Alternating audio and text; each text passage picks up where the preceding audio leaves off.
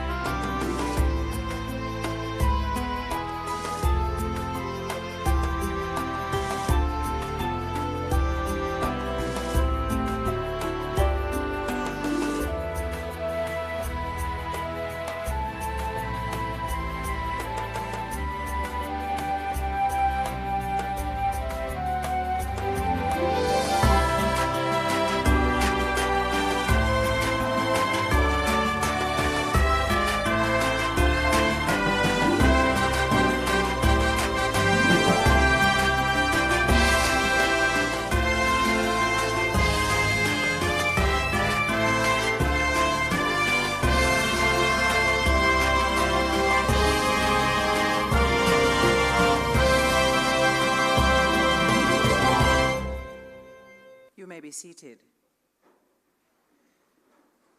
Can I get an amen from every proud Jamaican in this room? Can I get a round of applause for this amazing country we call our home? I tell people all the time, Jamaica is the biggest little country in the world, and we are so proud to have that as our heritage. Good afternoon, everyone, and welcome.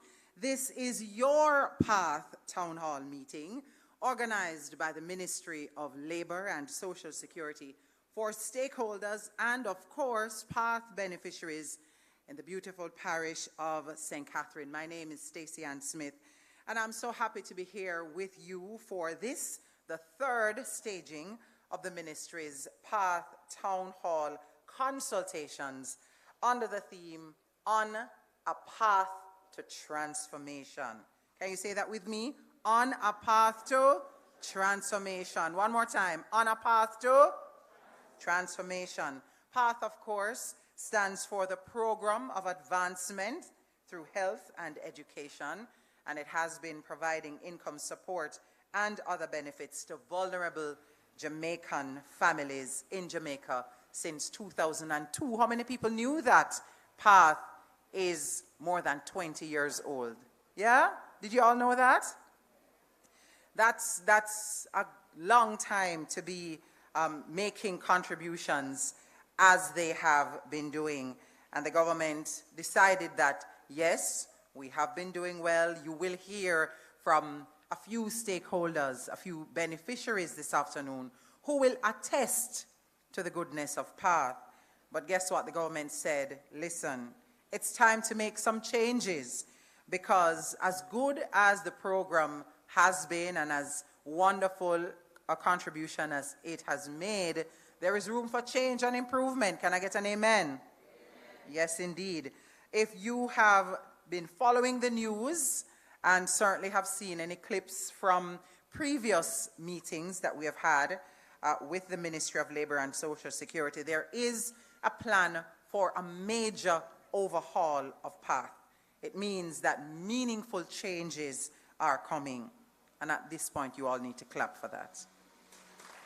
Very good. The minister is very clear on it. The permanent secretary is also fully on board. They don't want to just sit in a room and decide how they're going to change the PATH program. I mean, they have lots of creative ideas. They have suggestions.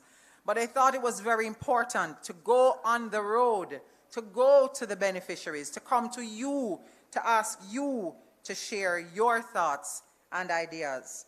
How do you want to see the program changed? And we're so happy to say that you will get that opportunity today. I hope you came with your ideas and you are ready to share them. Yes, we know sometimes people are shy, but we don't want it to be shy. I know Portmore people are not shy, right? And St. Catherine people are not shy, right? That's right. So we want you to share your thoughts and ideas. Yes, we know there are challenges, and Trust me, the ministry has been documenting some of the issues that PATH beneficiaries have shared. But we really are interested in how we move to the next phase.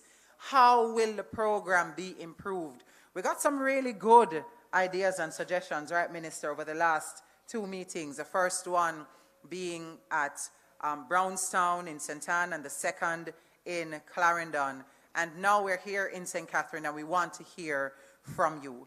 Before I go any further, let me acknowledge the august presence of the Minister of Labour and Social Security, the Honourable Pernell Charles Jr.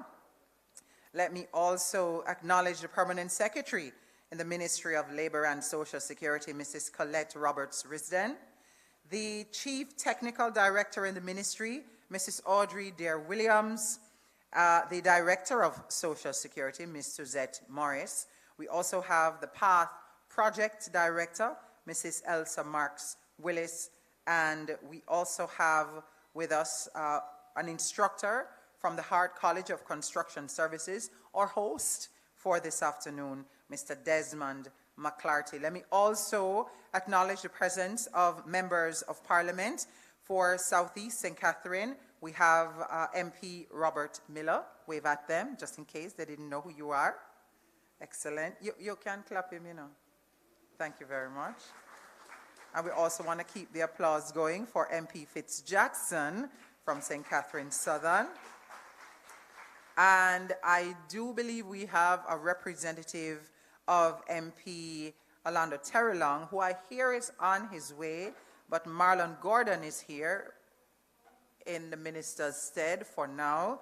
We also have Councillor Joseph Johnson from the Guys Hill Division. We have Councillor Robert Grandison. Yes, please, give them a round of applause. We have to big up our representatives. And we have Robert Grandison from the Troja Division. We have several other representatives from ADRA, from the Red Cross. We have citizens associations represented in the room. We have principals and guidance counselors from schools. We also have representatives from the Ministry of Education and Youth and from the Ministry of Health and Wellness. We have representatives from the SDC who are here also, Food for the Poor, the Poor Relief Department, and of course, one key partner of the PATH program is Paymaster. We have Miss Athenia Campbell here with us. Wave at me, Miss Campbell. Let me acknowledge, right? Miss Campbell, but you should be up front around here. Please, thank you. Miss Campbell and the Paymaster team have really been a big support of the PATH program, and we just want to acknowledge that contribution. Of course, we also welcome members of the media who ensure that we share this story beyond this room and more people hear of the conversation and the developments. And we also, of course, want to big up the biggest contingent in the room, and that would be PATH beneficiaries. So give yourselves a round of applause. As I mentioned, the minister and his team agree that there will be little progress without change, and they want you, the beneficiaries, to have a space that you can freely share your thoughts and suggestions, and that's why we're here. That's what today's meeting is all about. So thank you so very much for taking the time to be here. We also have an audience online. Thank you to those who tuned in to the social media platforms of the Ministry of Labour and Social Security, the Jamaica Information Service, and other social pages. Minister, you're live on your page as well. Yes, indeed.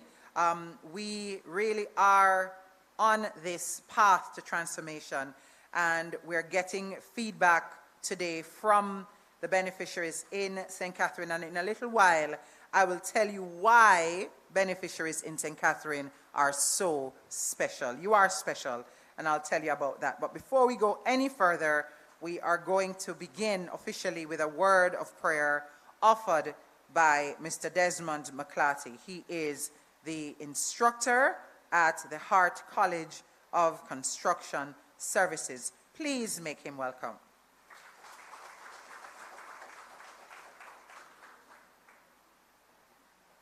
Thank you. Good evening, everyone. Our protocol observed. I just want to invite you to stand, if you are able to, as we invite the presence of the Lord and ask Him for direction.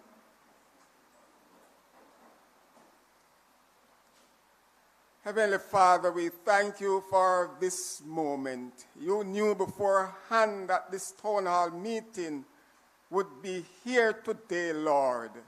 Lord, we ask you, God, that you will just come and tabernacle with us, oh God. Lord, we put the PATH program before you this afternoon, and we say, Lord, God, we ask you to guide, oh God, those who are involved in the Ministry of Labor and Social Security, oh God, that would provide the opportunity, oh God, for this way, Lord God, that persons who are most vulnerable in our society, oh God, are helped, oh God, through this PATH program. Lord, a PATH program that will lay the path for persons, oh God, in our society who have need, oh God, help. Oh God, we pray, mighty God, and we ask the Lord God to intervene in a mighty way. We pray for the ministry, oh God, and the minister and the supporting team. Lord, that mighty God, that you will help them, strengthen them, give them the tenacity, oh God, that even in trying times, oh God, that they carry their duty as we listen and, Lord God, the different ideas and thoughts to make this program even strengthen and be better.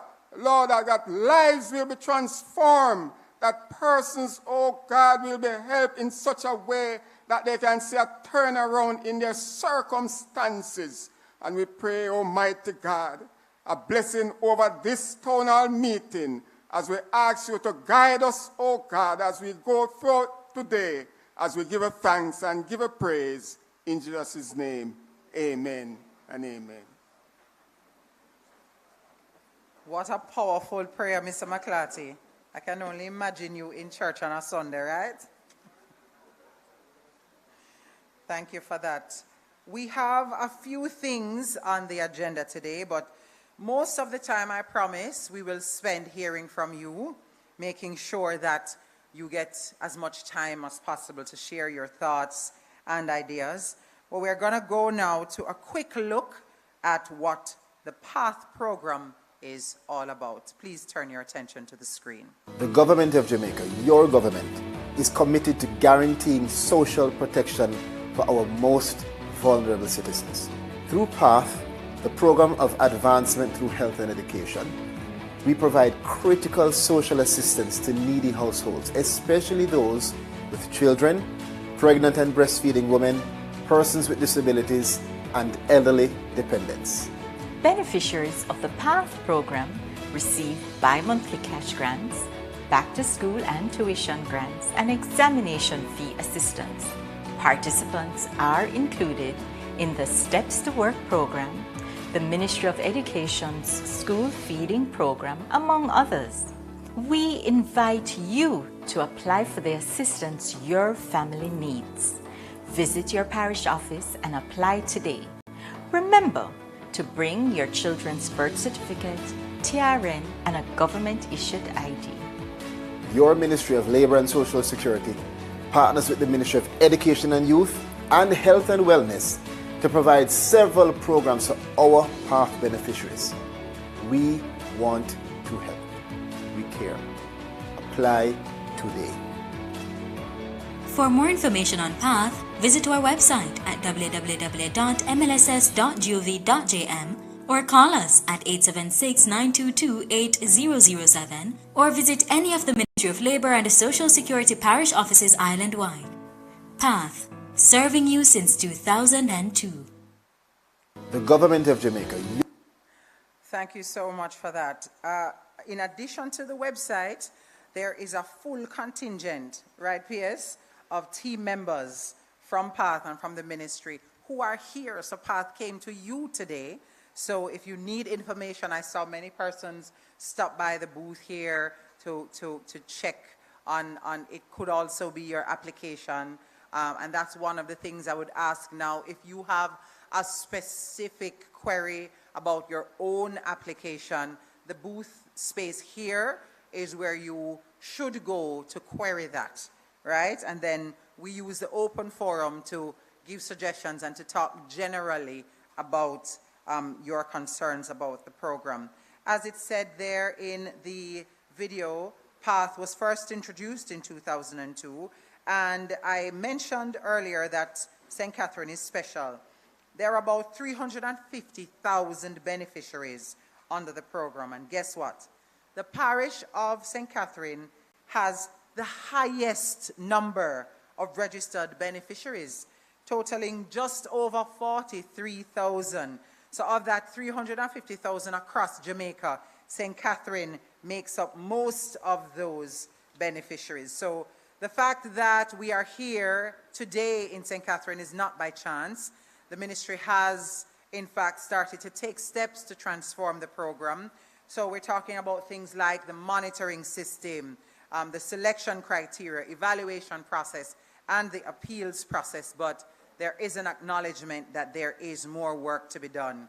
And so I want to turn over now to a very strong professional who leads the team of civil servants at the Ministry of Labor and Social Security, who was also one of the original designers of PATH, if you can believe she's that old. Please welcome the Permanent Secretary in the Ministry of Labor and Social Security, Mrs. Colette Roberts-Risden.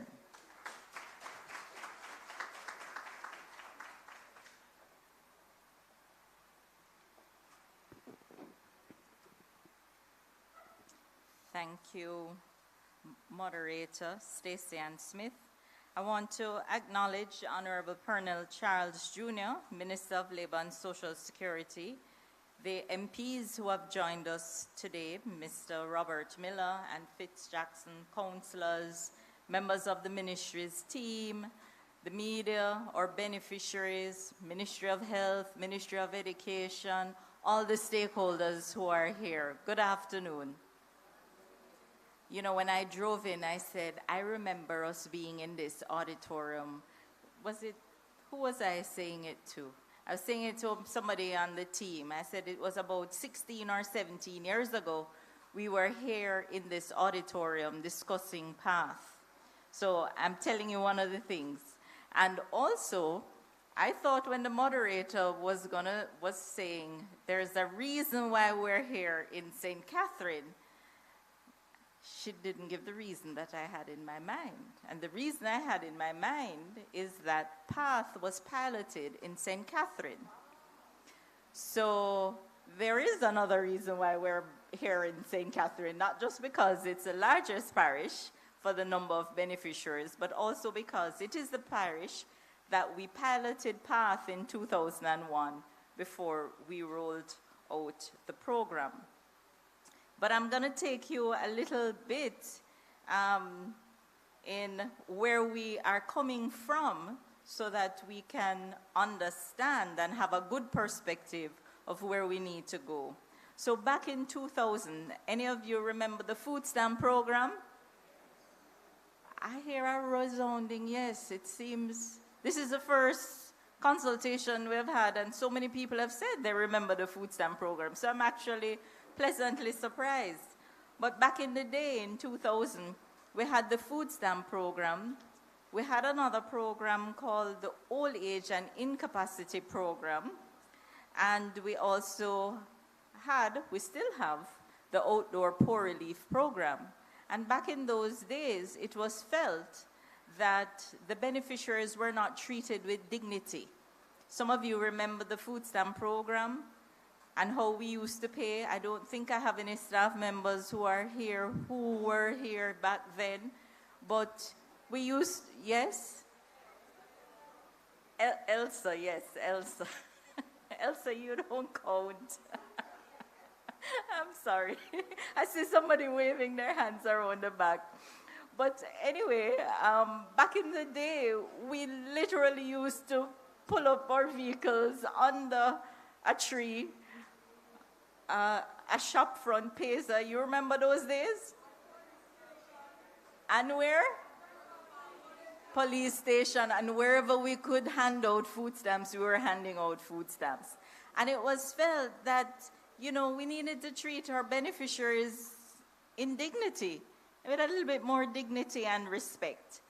And at the time, it was also felt that, you know, there were some people benefiting from these programs that really should not be benefiting from the program. And that's because the criteria for selection was quite subjective. And so we embarked on a massive reform of the social safety net, so much so that some of those reforms we're now relooking it 22 years later. And so the selection criteria was changed from making it who you know and who I think needs it, to so objective that we now have persons saying, I don't know what is going on in the computer behind there, but the computer said this, and I know I need PATH. Sounds familiar? I hear somebody say yes. Yes, sounds familiar. And so that is one of the reasons why we're here relooking, revisiting PATH some 22 years later to ensure that the program continues to meet the needs of the person who we want it to serve. But over the years, there have been some successes, and we have to acknowledge those successes. And so on the screen here, you will see this lovely roadmap that some people put together, which shows 2000 we started PATH. In 2004, when we had Hurricane Ivan, PATH was used to facilitate payments to PATH beneficiaries who suffered from Ivan, because we know Ivan damaged certain areas of the island. You remember the most southern parts of the island. And so PATH beneficiaries, PATH was used as a means to provide quick support to persons in need. In 2007, it's not on the map, but let me tell you what happened. So back in 2000, I don't know if you're from education, we used to have, back in 2000, we used to have cost sharing. You remember cost sharing? Oh yes, we used to have cost sharing.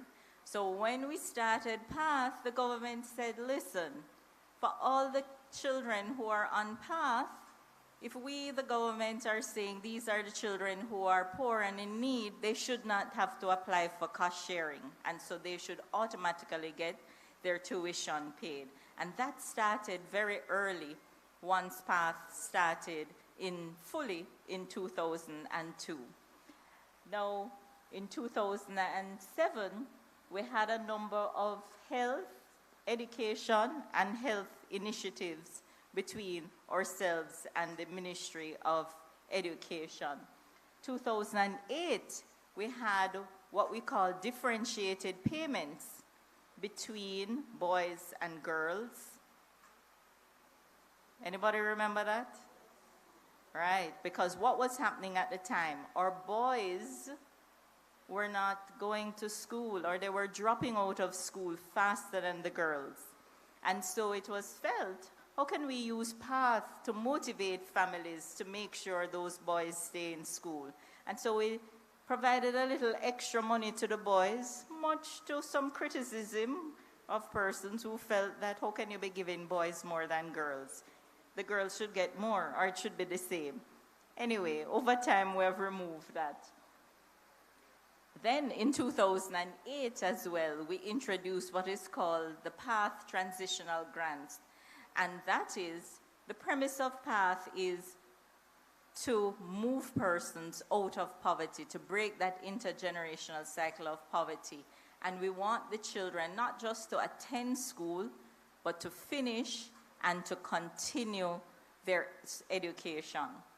And so we introduced the transitional grants in 2008. In 2008, it seemed like 2008 was a very busy year, wasn't it? And in 2008 as well, we introduced the Steps to Work initiative. So the Steps to Work initiative, we work with adults in PATH households to help to get them a job, help them with a grant, or to go back to heart, to learn a skill or something to get persons into employment, because the objective is, what is the objective?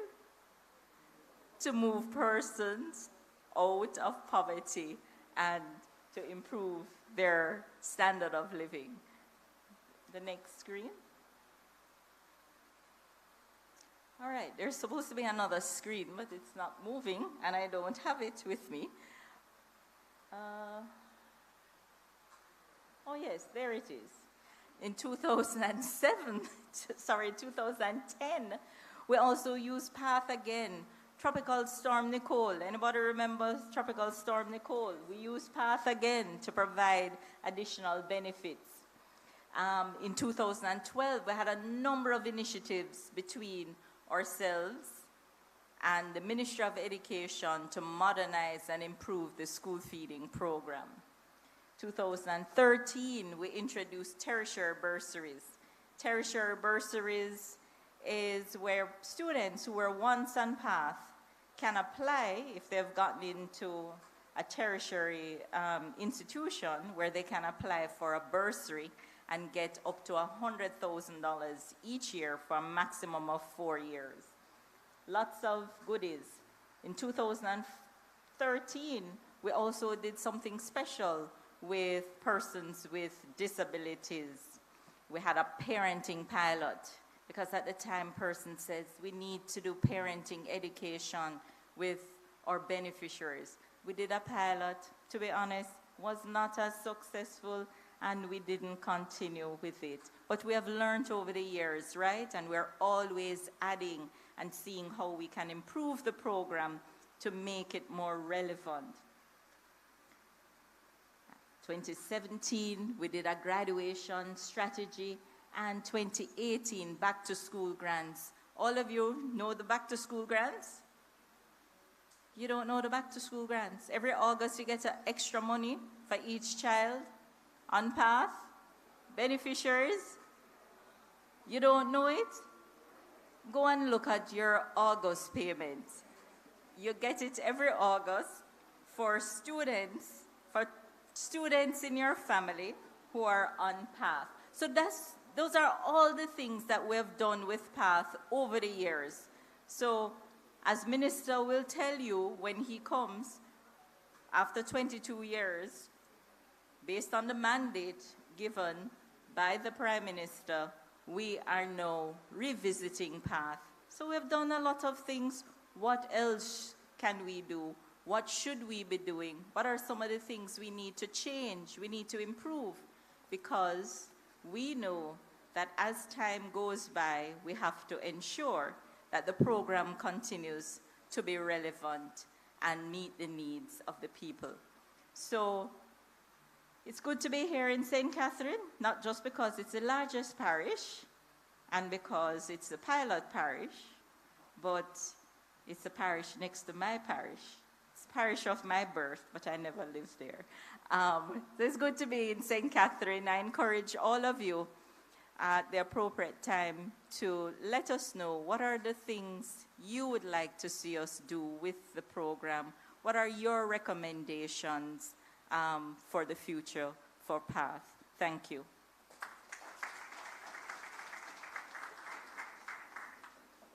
Thank you so much, PS. Another round of applause for the Permanent Secretary and the team at the Ministry who continue to work to ensure. It's good? All right. Thank you so much. So, ladies and gentlemen, as the PS was just reminding us, the path that PATH has taken has been long, and there have been many success stories. I am actually one of the success stories of social programs. I'm a little old for PATH, but I do recall food stamps, and my family was on food stamps. I just saw Donna when I came in. We chatted a little bit, who lived next door to where I'm from in Marvally. And I am a testament to the fact that it is possible for you to start somewhere, get some support, and move from where you start to where you want to be. Can I get an amen? So these programs work. Don't take it lightly. It is not a simple thing. It's very important for progress and for the development of a country.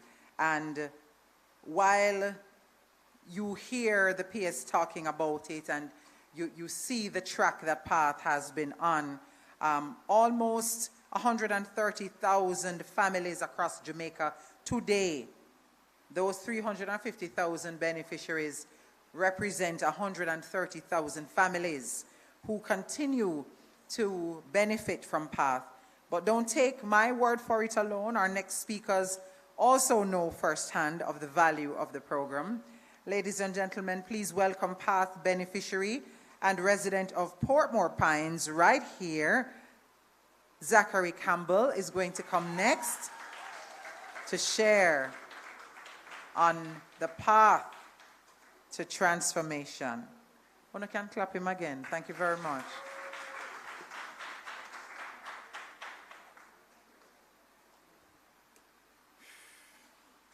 Good day, everybody. I must express gratitude first and foremost to God the Creator. Without Him, none of this would be possible. I also want to thank the clients for coming out, thank the minister as well, the permanent secretary. When I first heard that I had to do a speech, I wrote about 80 different speeches, and I'm not one for speeches or, so I had to do different, because I was very anxious. I really wanted to do well, but I think that ultimately I decided upon just speaking from the heart, to be as, So, PAF has always been a part of my journey, I was first enrolled in PAF in 2009 by my mother and my father, and, when my earliest memories of PAF dates back to high school when we used to get, box lunches and stuff like that. And it eventually evolved into PAF giving us more liberties to decide, giving us lunch ticket to decide upon what we wanted to buy. So we were not restricted to just lunches anymore. All right. So the significance of PAF for me at that time was that when I just started high school, I lost my mother to cancer. And so at the time, my father had 3 of us, and he was the only person taking care of us. And so, that can be a big burden, having 3 boys. And at the time, we were living in Trenchtown. So my father wanted to move us from Trenchtown, He's raising us by himself. And so at that moment, PAF played a very big role in our development, because you see the things that PAF took care of, my father could divest his already limited resources to other things that was also crucial to our development.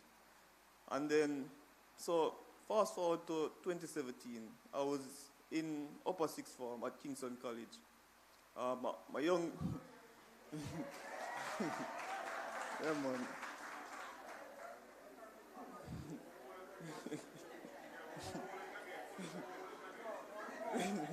Thank you. And 3 of us were at Casey at the same time, right? And so I represented Kingston College in school challenge quiz for my first year in sixth form and my second year in sixth form. And so around 2017 now, I was in uncharted territory, because at that instance in time, I was the only person in my household who ever planned on going to college. Because when my father was growing up, he never had certain opportunities that he gave me, because he sacrificed everything he had. Even my mother sacrificed everything that she had up to her death for us. And so there was a lot of uncertainty at that time because I was trying to figure out what I would want to spend the rest of my life doing, which is a very cruel question any youngster can ask themselves because, throughout life you're still discovering what you might like and what and to be fair, for the most part, even if you grow up with a predisposition to a particular profession, once you embark on that journey towards a profession, you may find that this is not the profession for you. So that was a very cruel thing to have on myself. And also I was worried about how I would be able to finish my schooling, how I would be able to fund university. And as Providence would have it, or rather, as God would have it, 2017 was the 15th anniversary for the PATH Scholarship. And that scholarship was very instrumental in my tertiary journey because that was what enabled me to start that level. I will be the first person to tell you that. I will be the first person to tell you that the journey wasn't easy, it wasn't smooth. You had a lot of ups and downs in the journey. And, looking back, all of those things are good for self-discovery because it revealed to me a lot about myself that I never knew before I was going through that moment. So I was enrolled in UWI at first in the electrical engineering program, but because of various other reasons, I wasn't able to complete the program. But with the support system that I got from PATH, I was able to re-enroll at UTech in the same program, and now I'm at final year,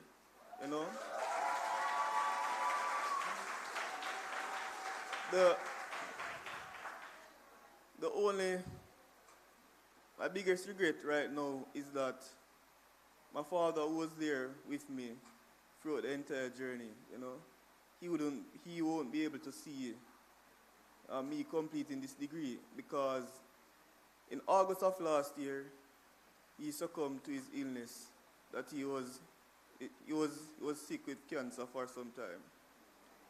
And it was a very difficult time because at that point in my life, everything that I was doing was, trying to live up to the standard that he had set for me. Trying to, and at that time I was also an intern at the Ministry of Labor. And how the office embraced me and comfort me throughout that time, I wouldn't have been able to make it. So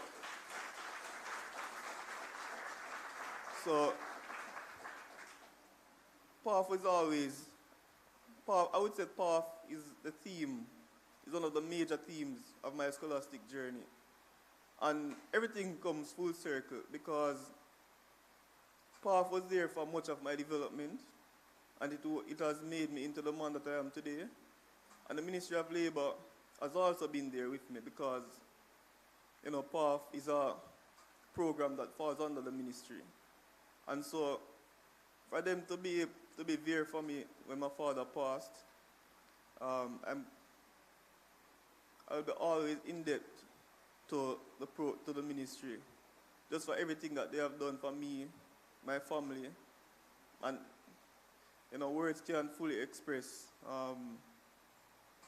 the gratitude that I'm feeling. I don't want to ramble. I feel like I've been rambling. But I'm grateful for everything. I want to officially thank the minister, the permanent secretary, and the manager at the St. Catherine Parish office, Miss Bolt Williams, Mrs. Bolt Williams, who have been there, mentoring me from day one. She has been there every step of the way. And I'm humbled to be given the honor to speak at such an event.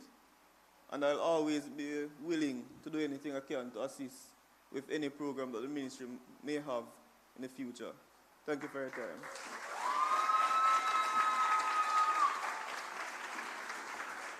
What an amazing young man. What an amazing young man and a story. I tell you, Zachary, My eye water is very near. And it's not me. I saw several persons tearing up and wiping tears. You are an absolute inspiration. God bless you. Continue to strive for excellence. You have it, youth. You have it. You have the right spirit. And oh my God, I have to tell you that wherever mommy and daddy are, they are absolutely proud of you. And so are we. Another round of applause for Zachary Campbell. We are standing by to hear from a couple of other beneficiaries, but I have to pause for a moment to acknowledge the presence of the Member of Parliament for, I want to make sure that I get this right, MP Terrelong, Orlando Terrelong is here. Good afternoon to you, sir. Good afternoon. We also have Councillor Denise Murphy Bramwell, I hope I'm reading this correctly, from the Bogwalk Division.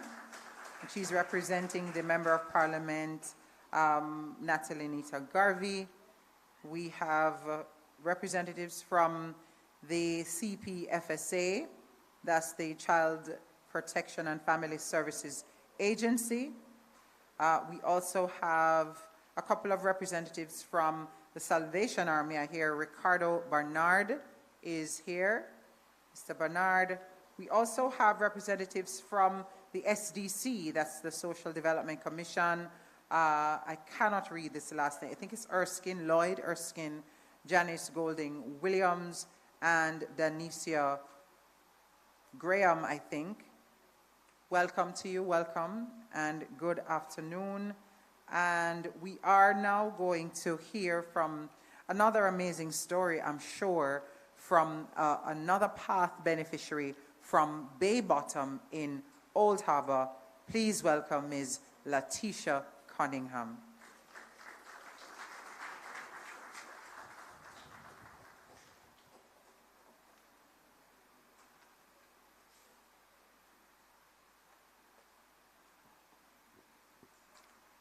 All protocols observed.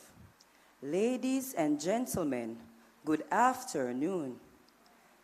Today I stand before you to highlight the remarkable impact of the Program of Advancement through Health and Education, PATH, on Jamaican families.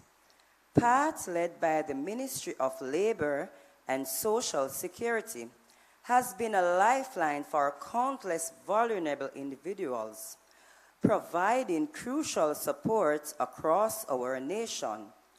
One of PATH's most significant contributions is its role in education. Through financial aid, families can afford the cost associated with their children's schooling. I am hereby honored to share stories of young individuals whose lives have been uplifted by PATH. My own sons have benefited greatly with PATH, assisting them in covering fees for exams such as the Caribbean Education Certificate, CSEC, enabling them to pursue further education. Today, one is the head boy at the St. Catherine High School, while the other is on his journey to becoming a doctor. He attends Jamaica College. PATH impact isn't limited to academics. By monthly payments, support families with initial needs, including bills and grocery, ensuring a decent standard of living. My son Lamar currently is in grade 11 at Old Harbour High School, is a PATH beneficiary. With the program support, he aims to achieve his goals following his brother's footsteps. PATH is a household name in every nook and cranny of Jamaica. Everybody wants to be and part. I can tell you that I am very appreciative of the additional funding assistance that is received during August of every year, as this greatly assists me with back-to-school expenses. Special thanks to PART. In partnership, Fortress Energy Partners and Food for the Poor for the lovely grocery packages and sanitary supplies that was received last Christmas. I must assure you that so many other families are grateful for this assistance on a yearly basis, especially at this time of the year. These provisions further alleviate the burdens faced by many families during these challenging times. In conclusion, the benefits of PATH are immeasurable. I stand here this afternoon with confidence to tell you, my audience, that PATH empower individuals to break the cycle of poverty, pursue dreams, and strive. Let us continue to support and invest in PATH, ensuring every Jamaican has the opportunity to succeed. Thank you. Thank you so much, Miss Letitia. Very prepared, you know. I love that. Very much so. And with her boys doing so well, give her another round of applause. Listen to me, it's not easy to raise boy picnic, you know. Who know that? Not easy at all. And so when you have 3 boys, 4 boys, wow, who are doing well, that deserves another round of applause. Big up yourself. And I want you to keep the applause going for our next PATH beneficiary who is coming to the microphone to share her own story, Ms. Makeda Bailey.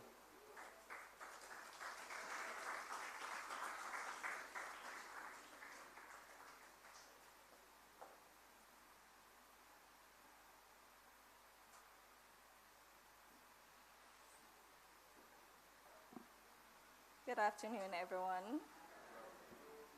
I feel so unprepared. I didn't get the time to prepare a speech. So my name is Makeda Bailey. I'm from the community of Warsop Trelawney, so I'm a country girl. Right, so my path journey started from primary school when my entire family benefited from, the path. Monthly fees that would help us with groceries and all of those things. I also benefited from PATH when I went to high school through the lunch programs and all of those things, as well as the monthly fees just the same. I remember finishing high school. I went to the Albertown High School, and then I went to St. Andrew High School for girls for 6th form. And upon completing 6th form, I wanted to study medicine. We know that it is very expensive to study medicine, right? And we know that there is student loan is there and whatever, but you don't really want to finish your educational journey and be in a lot of debt. So of course, you're going to go through every avenue to get financial aid, and PATH was one of those for me. I was so lucky when I was granted the PATH scholarship in 2015. I got $1 million. And it aided greatly in easing that financial burden for me. Through med school, I was able to, focus on actually studying rather than figuring out where is the money going to come from.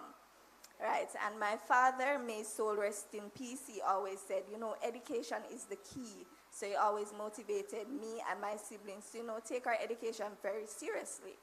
So I was able to just focus on studying, and right now I'm a doctor, I'm an intern. I currently work at the Spanish Town Hospital where I'm now an intern, and looking back, at the days when I was just a little country girl, you know, you thought those things were kind of impossible for you. But, you know, I was able to achieve those things, and PATH aided greatly. And it's not even just me. So I have siblings, quite a few. I'm not the first doctor in my family. I have an older sister who is a doctor, and PATH also aided her. I have an older sister who is a lawyer, and PATH also aided her. And my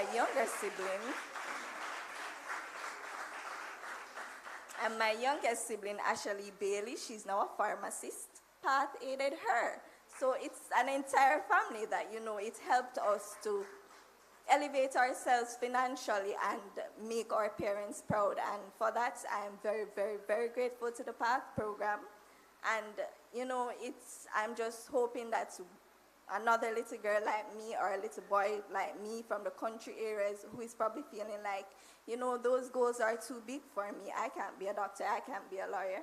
That they can look at me and see that through things like PATH, you're able to achieve those things. It's not impossible for you at all. Thank you.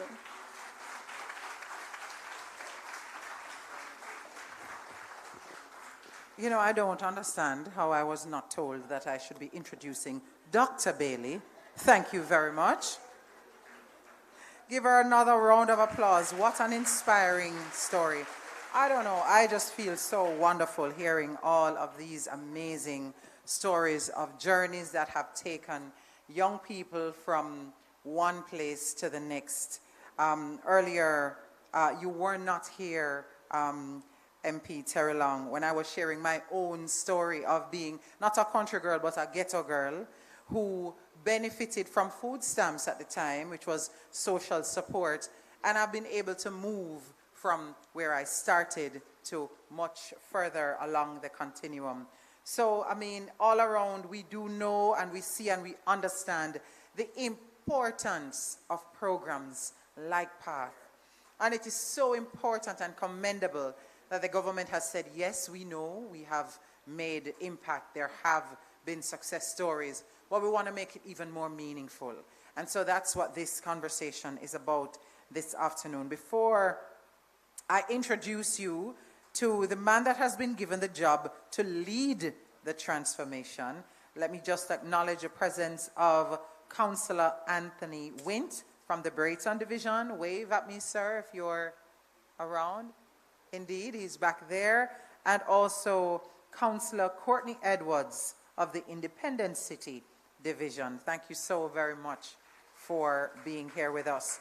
Well, let me turn over now to a gentleman who has a lot of work to do, but I believe he is up to the task. Please welcome the Minister of Labour and Social Security, the Honourable Pernell Charles Jr.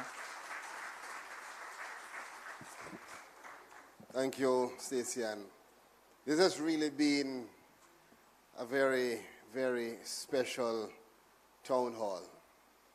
I must tell you, I think we're getting better at it. We are.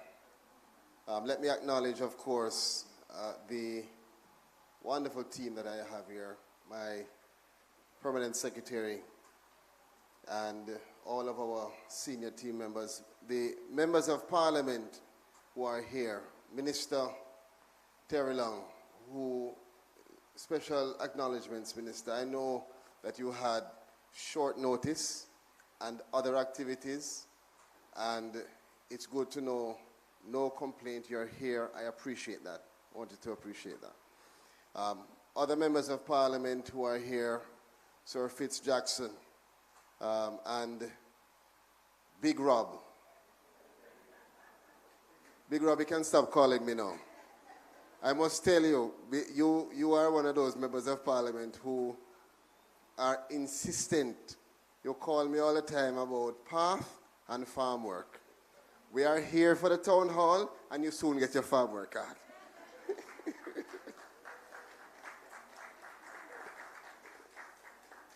All of the other members of parliament who have their representatives who are here or who are watching online, our councillors, Councillor Brown, Edwards, other councillors, everyone that is here, all the stakeholder partners that are here as well. And there are too many to name all, but whether you are in government or non-governmental, we appreciate you. We thank you for being here. I don't know about you, but I am certainly inspired. I was listening to the testimonials a while ago from Zachary and Letitia, who looks like she's just going into sixth form herself. And Dr. Bailey. Where's Dr. Bailey? Dr. Bailey don't even look like she reached sixth form yet. So there must be something about path that's making you keep young. But I listened to the testimonials, and if I needed any reminder of how important this process is, or any reminder of the success that the PATH team and all who have contributed to PATH have already achieved, then these three testimonials have certainly affirmed for me. So it's not that PATH isn't doing well. It's not that PATH has not done well. It's that times have changed.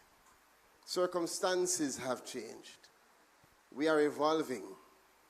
And as leaders, as a government, as a people, our responsibility is to ensure that we are constantly and consistently improving. If at any moment we feel that we have arrived and that there is nobody that can talk to us and nothing that we need to examine, then we have a problem. Jamaica should always be challenging itself to improve year after year. And so I want to, before I do anything else, acknowledge and thank our Prime Minister, the Most Honorable Andrew Holness, for giving me the blessing of this responsibility, one that I don't take lightly, and also for leading the charge and the call for this overhaul of this important program. We're on the path to transformation, our third town hall, and you've heard of the importance of St. Catherine in terms of the numbers. Let me tell you, as we engage, the goal is for us to listen to you, to hear from you, to learn from you, and also to provide information to you. While we are here on the journey of this transformation of the program, we're not going to wait until next year to start making things better. You would have heard, and I'm telling you, I know that PATH beneficiaries listened to the budget debates, because when I look on my phone, I don't know how people get the number, but it is all over. From Westmoreland to Moran Point. Minister, I hear there's an increase. Thank you, sir. So there's an increase in PATH allocation, 28.8% this year, which means that we have more than $10 billion to allocate to our most important program. What it illustrates is that your government, your country, your leadership acknowledges that we have to put the money where our mouth is. What is it? It takes cash to care. And as we talk about transformation of PATH, as we talk about trying to improve, I think there is no better way to establish the intention of your leaders by to look on the allocation. And we have more to come. And there's more to be done for you. We are here to serve you. We are proud of the responsibility that we have in serving our PATH beneficiaries. And that is why, through these town halls, we want you to be open and honest. We want you to tell us what you feel. Whether it sounds good, whether it sounds tough, we are here to listen. Because at the end of this conversation, we're going to take everything you've said, and we're going to design a better path program.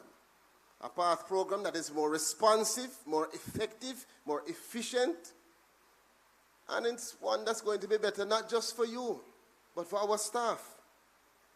I take the time to highlight and also to acknowledge every single staff member of the Ministry of Labor and Social Security.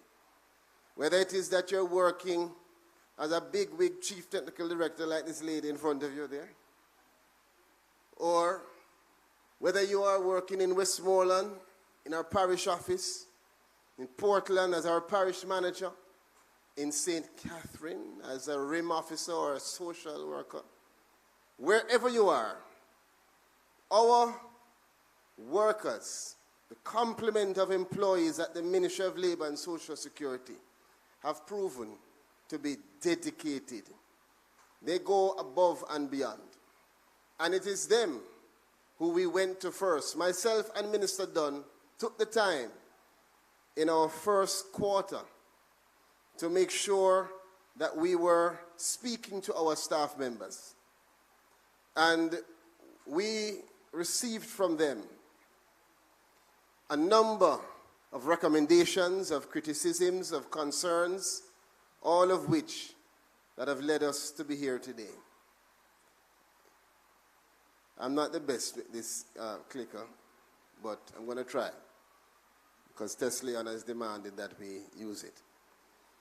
So we are here, and the goal, as you listened to the testimonials, you would have understood, whether you're a member of parliament, a councillor, or one of the stakeholders, we are here to make sure that wherever you come from in Jamaica, because we don't determine where we are born.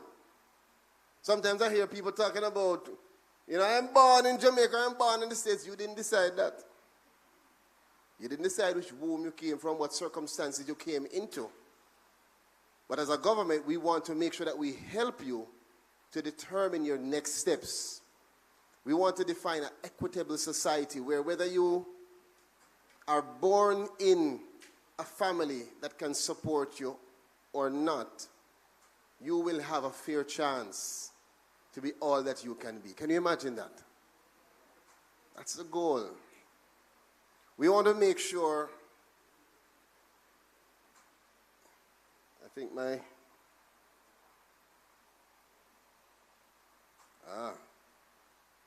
it was off. It now has a green light, Fitz. It's not smiling, it's my friend now. All right. We want to make sure that we are, as we create the society, doing what? Protecting those who need the support the most. And that is why you hear sometimes people will say, well, why am I not on part? But my brother, Orlando, live right beside me, him dep on part. What make him so special? He might be in different circumstances. And the fact is, we don't have unlimited resources. So we have to focus these resources on who? The most vulnerable citizens in our country. Now, I said before that we are here to ensure that we carry out a fair overhaul. That overhaul means we're assessing everything that we're doing right now to make sure that we can design the best program for you. We're looking to improve the structure of PATH. We're looking to improve the systems. We're looking to improve the efficiency, timeliness of the delivery of service. And, Ms. Stacey, I will tell you, this is our third town hall. And in every engagement, we hear from beneficiaries, we hear from persons who tried to get on and didn't get on, all of the challenges that they have, and they surround these three things. So, again, our goal is to make sure that at the end of all this process, PATH is responsive, it's effective, it's progressive, which means that it must respond to the changes in time. And what do I say? In 2002, that would have been what, 22 years ago, right? When I was about 4. What are you laughing about? You should just agree. That's not an agree. At that time, I don't think we had the same kind of situation in Jamaica. I mean, certainly if you asked at that time who had a cell phone and what cell phone, it might not have been everybody who had a cell phone. But right now, everybody in here have a phone at some point. Circumstances in your own home were different. Things that were normal then are not normal now, and normal now are not normal then. So what it means is that we have to change with the time, up to the time. So the PATH program is looking to ensure that we are making the changes so that we fit the time. We have approximately 285,000 beneficiaries, and that has increased. I think it's about 300,000 now that Suzette Morris said to me today. And over 100,000 families benefiting from PATH. 65% of those are children. The larger portion, 27% are elderly.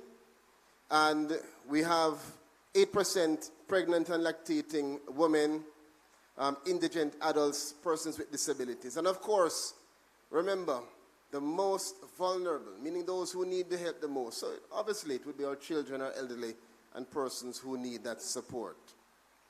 We did a study in 2021 that established the importance and the effect of the PATH program. It established, when we looked on it, that beneficiaries of the PATH program have better economic well-being than those who are in their household that did not receive PATH benefit. So if you receive PATH, you're better off than where you were when you didn't have it. And today, we could never get a better example than the 3 testimonials that we had here. Migratory individuals have a higher educational attainment than the head of their original household, which means, as Stacey Ann will tell you, as a beneficiary of the programs, you're better off than your parents. Intergenerational cycle of poverty is broken. And that's the goal when we talk about creating an equitable society. We are creating, Mr. Courtney Edwards, a society where parents will be proud in saying, my children are better off than me. And that is why you're on a path and not in a room. Amen? Because you're supposed to have a start and you're supposed to have a finish. You're supposed to be going somewhere along that path. And of course, the education level of those who have benefited from the program has seen to improve. And these are all things that we had scientific analysis and assessment to show that the program is working. And it's important to do that. Because you could go along and say, boy, it's working, but you have to establish it to ensure that the allocation that you make is making sense, so you can call for more. Now, as we transform PATH, there are a number of things that we're going to be doing. We will, of course, firstly, as we have done in phase 1, speak to our staff members, speak to our clients directly. In phase 2, which we are in now, we have these town halls and other engagements where we will be able to hear from you, you'll be able to hear from us.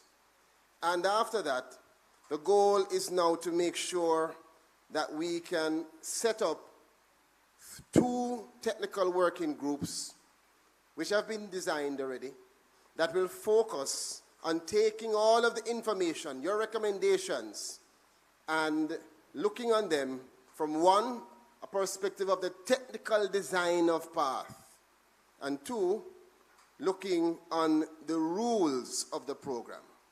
And when we say technical design, what I mean is when you go and sit down at a parish office, and you sit down in front of an officer, there is a system where your information is taken, Pastor, and that information is put into a computer, and then it pops out an answer, whether you are eligible or not. Is that system adequate for 2024? Is that system identifying the right people for this program? Is it kicking out the wrong people? Huh? So that's what we are looking at. And then we're talking about the rules of the program. And you know the rules of the program. If you are a PATH student, you're not getting your PATH benefit unless what? Excuse me? Go school. You must go to school. And what? And must stay in school. Is that right? So these are the things we're going to be reviewing. So some things are right. Some things need improvement. But that's the goal of this transformation process, for us to interrogate it, to examine all of these various things. And so the final phase will be that we will send all of that information to a steering committee. And that steering committee is going to serve as an advisory committee and is going to make strategic decisions on the reform process. And it's going to be informed by those technical working groups. So we come up with the new PATH program. The challenges that we have identified, primarily, everywhere we go, persons have spoken about the process of selection, the same system, BIS system that I spoke about. So we know that that is a significant challenge. Persons have also said to us, Minister, there is a problem with how this thing is being monitored. And we're hearing this primarily from staff too, and evaluated. We also hear that there is need for us to have an influx, an introduction of new, more effective technology, and to use the data and analyze the data to our benefit in a better way. Now, after we have heard from you, of course, we want to just give you a little understanding of where we're going with PATH. Perhaps one of the most exciting developments in the transformation of PATH is our commitment to ensuring that the program is sustainable and effective for every participant. Every participant is different. If you listen to the stories a while ago, Dr. Bailey started out by saying, I am a country girl. Letitia, so proud to be a mother of her boys. And Zachary, his circumstances. He is a son. All different, but all in need of that support. But every individual has to be seen for their unique circumstances. And so part of what we want to do as we go forward is make sure that the new PATH program is adequately supporting persons where they are. And so the strategic approach that we are taking to make PATH sustainable and effective is going to see us, or aim rather, to truly equip each beneficiary with the tools that they need. Our goal, as you heard our permanent secretary say, is to break that intergenerational cycle of poverty. So if I have the issue, my children shouldn't have the issue because I've received the support. Everybody getting me? That's the goal. Now, to do so, we need to define new and stronger partnerships. We have one of our partners here today, and well, many partners here today, but there's a need for us to extend, to create more partnerships, to create a more inclusive and self-sustaining model for PATH to make sure that it is as effective as possible. And also, we intend for the new program to identify, of course, the new developments and to make sure that we're identifying the right people to receive the support from the PATH program. Now, I want to spend most of the time listening and responding to your questions. But let me just say in conclusion that the PATH program has been a lifeline for so many vulnerable Jamaicans. We have a video, I don't know if we're going to show the video, that amplifies the impact and really shows you, MP Miller, the several personalities that have benefited from PATH. And we are committed to making sure that we break that cycle of poverty and that we chart a new path, all with the goal of providing the most effective support to have an equitable society. Let me make sure that sinks in, because our Prime Minister says it consistently to us as ministers. Jamaica must be a place that focuses more on your desire, your dedication, your determination than where you're coming from. For us, if we get it right, no matter where you come from, you'll be able to go where you want to go. That's the PATH program for you in a nutshell. Thank you very much.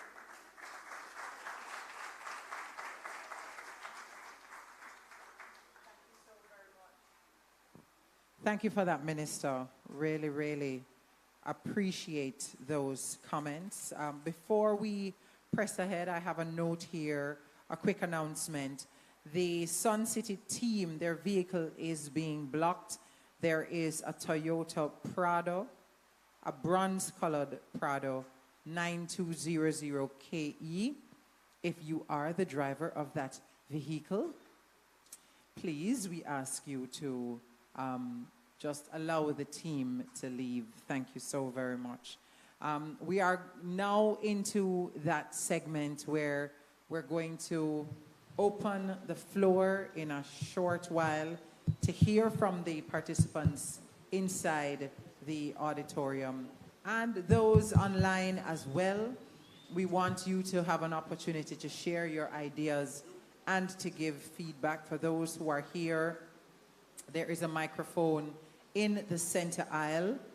We want you to walk up to that microphone and to identify yourself once you are acknowledged, and you can go ahead and give your comment, ask a question if you have it. As I'd said before, ladies and gentlemen, if you do have any specific queries, I'll let you know once it's time for you to come, my darling. Thank you. If you do have specific questions, that is, if you have made an application, for instance, and you need an update, that kind of specific information that's unique to you, we do have a tent to my right, to your left outside, where the team with a program from the ministry are here to respond to those individual questions. Before we go on, I want to acknowledge the presence of Councillor Joy Brown from the Gregory Park Division, as well as His Worship the Mayor, Leon Thomas, is here.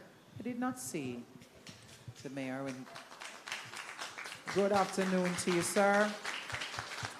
And we also want to acknowledge Councillor Alric Campbell from the Edgewater Division, who is the Deputy Mayor of the municipality. Thank you so much for being here. We do want to also encourage persons who are online. We are live on the ministry's YouTube channel and Instagram. We're also live on the YouTube page of the Jamaica Information Service team. I'm not sure if there are other platforms that we are live on. I know the minister's page was live earlier. We're still live.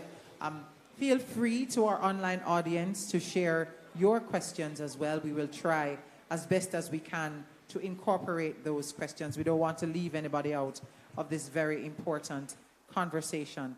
We are going to open the floor, but I just wanted to ask a couple of questions, and it really is to preempt some of the many questions we get, we have been getting at the other meetings that we've had in Brownstown and in Maypen. People ask the same questions, MP Miller. We've been hearing one question that I'm going to put first and foremost to the PS. So ladies and gentlemen, if you hear the question that you are going to ask, just listen out for the response. Does having things like a washing machine, a stove, a fridge or a microwave prevent you from getting onto the PATH program? No. That's the short answer. No. So there's no one factor that prevents you from qualifying for PATH. So when you go to the PATH office, the ministry's office, and you apply, there are a number of questions that are asked.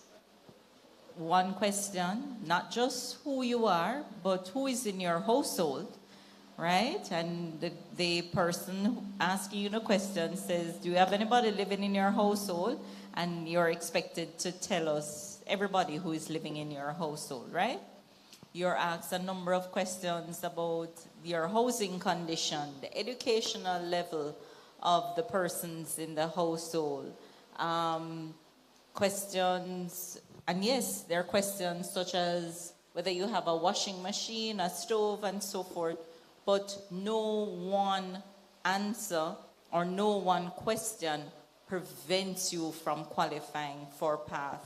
What it is, all of that information that you have provided is almost like you put it in a pot and you, there's an algorithm, and don't ask me to explain the algorithm, but there is an algorithm running in the background with the computer system that says, based on the information you have submitted, it is highly likely that this person is in need of PATH, or it is highly likely that this person is not in need of PATH. No, because it's something that is independent of human thought. It's a computer mathematical formula. There are certain nuances that it cannot pick up. And so you're going to have some persons who, based on the information that is submitted, the system may say you qualify or you don't qualify. And there are going to be some persons who are genuinely in need, who the system may say you don't qualify. And that is why we have the appeals process within the parish. And that process, the parish social worker will do a little more in-depth questioning and qualitative assessment. Thank you for that response, Pierce. You mentioned that there isn't any one thing that would disqualify somebody from the PATH program, but can you give some of the reasons that would make you ineligible? Do you have a general sense of what some of those factors might be? So, Dr. What's the name? Bailey. Dr. Bailey. So let me correct myself. So if Dr. Bailey came in and applied for the program, she would not be selected. And Dr. Bailey is tertiary level education. She's a medical doctor. She's working in a hospital. I can almost guarantee you that if she comes into our office and applies, she would not qualify. Even if she has children, she would not qualify. Because the first criteria is whether or not this is a poor household. And what is the likelihood of someone being a medical doctor or an engineer when our young man graduates, right? What is the likelihood of a medical doctor or an engineer being poor? Very, very unlikely. Thank you for that response. Ladies and gentlemen, can we have one meeting, please? And thank you so kindly. You will get an opportunity to give your comment and to ask your question. And of course, to challenge the PS. That's why we're here, to have a robust conversation. There is a microphone here in the aisle, but I want to just ask one more question, and then we can ask. You could actually start going to the microphone now if you do have those questions. I do believe the nurse was first, so we'll come to you in a quick second. Based on previous complaints, the application and approval processes for PATH seem to be very tedious and long, PS. Will the new path to transformation address the timing of the application process? So yes, it will. And as Minister would have pointed out, we are revisiting everything. Unfortunately, no, the process is long because we have to verify the accuracy of the information that is provided to us. So yes, it is something that we are revisiting. Thank you so much for that. The floor is now open for questions. As I mentioned before, you walk up to the microphone, say your name and the community where you're from or the organization that you represent. And then you go ahead with your question, your comment, or your feedback. Go ahead. You have to speak in the microphone so we can hear. Is it on now? Okay, okay. All right, that's good. All right. Good afternoon.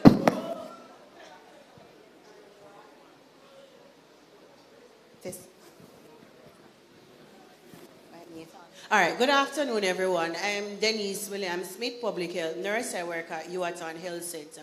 I'm just going to share a short scenario. I'm just going to ask you just to assist me as to where is it that I'm supposed to go and get help. I'm going to be a little bit biased by saying that the focus this evening so far tends to be towards education, hence me being health. All right, I have a scenario is a teenage young lady. She is pregnant, social circumstances. She doesn't have anybody she doesn't have a willing family member or nobody to go to the PATH office to sign to say for her to get the beneficiary, right? The reason why I'm hinting on that is because if this person who is pregnant, breastfeeding and pregnant mothers, she can come on the PAD program. After the baby is born, the baby can get it for 6 months. But if there's nobody there to sign it, she's not getting anything. Neither when the baby is born, and you find that she doesn't get to go to school.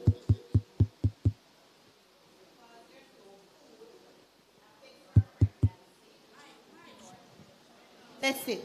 It affects her pregnancy, so the child end up born with some congenital. Help me to understand, where do I go for these vulnerable persons who need these help, but there is the structure or the system that eliminates them because there's nobody there. And I suggest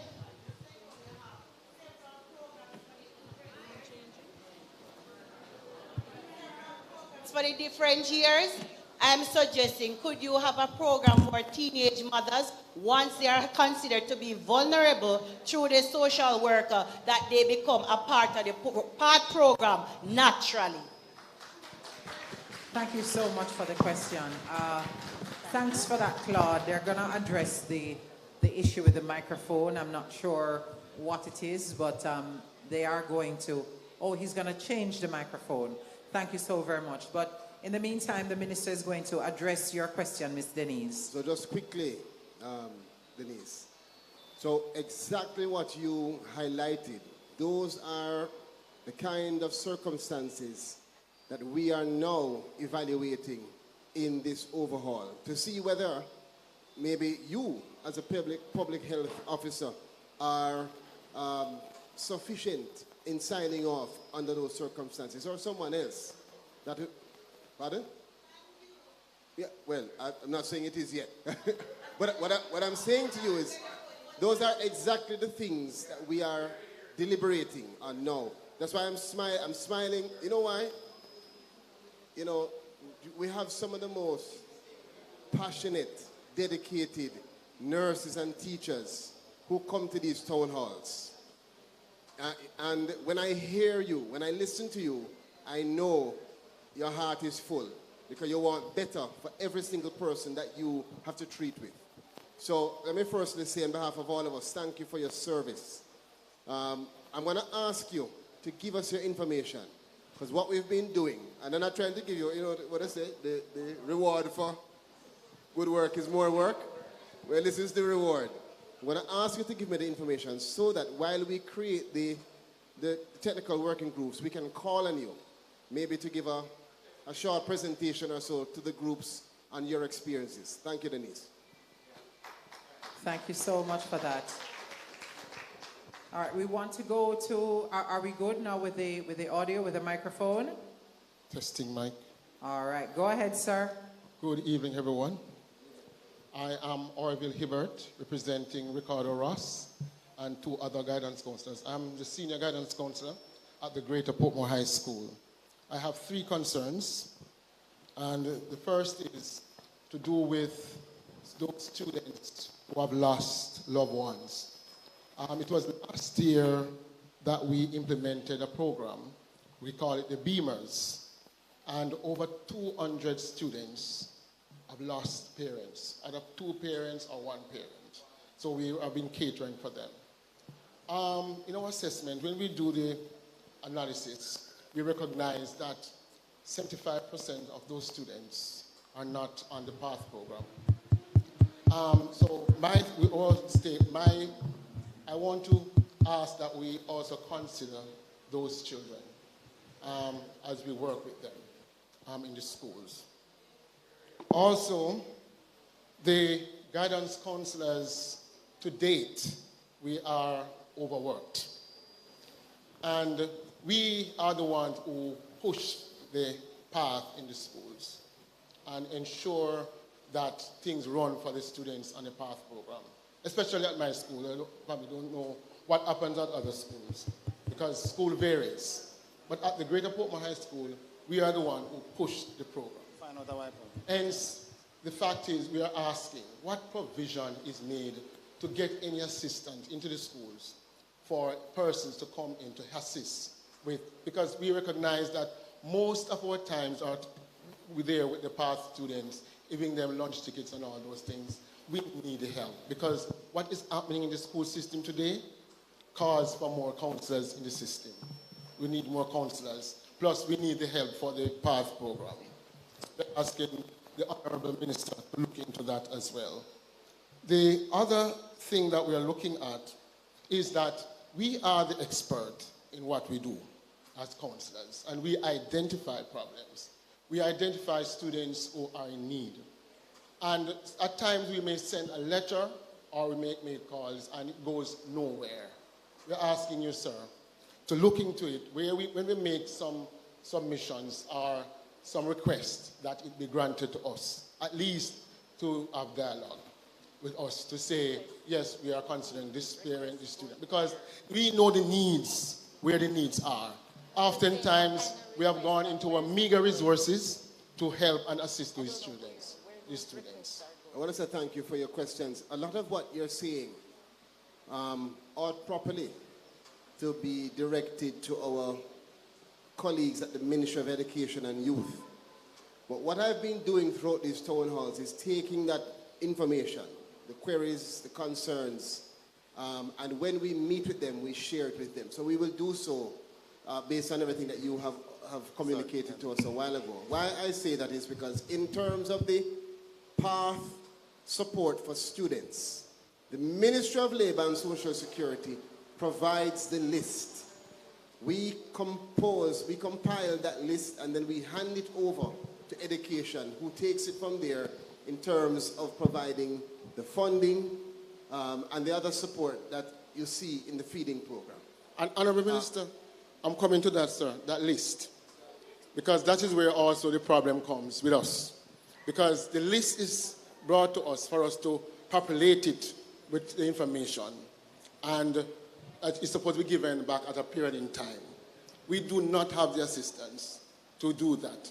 The teachers are, with the students we are given, we don't even have time for all of that. We are busy trying to put programs in place to help them to manage themselves. the fights, the this, the that, all kind of things happening in the schools today.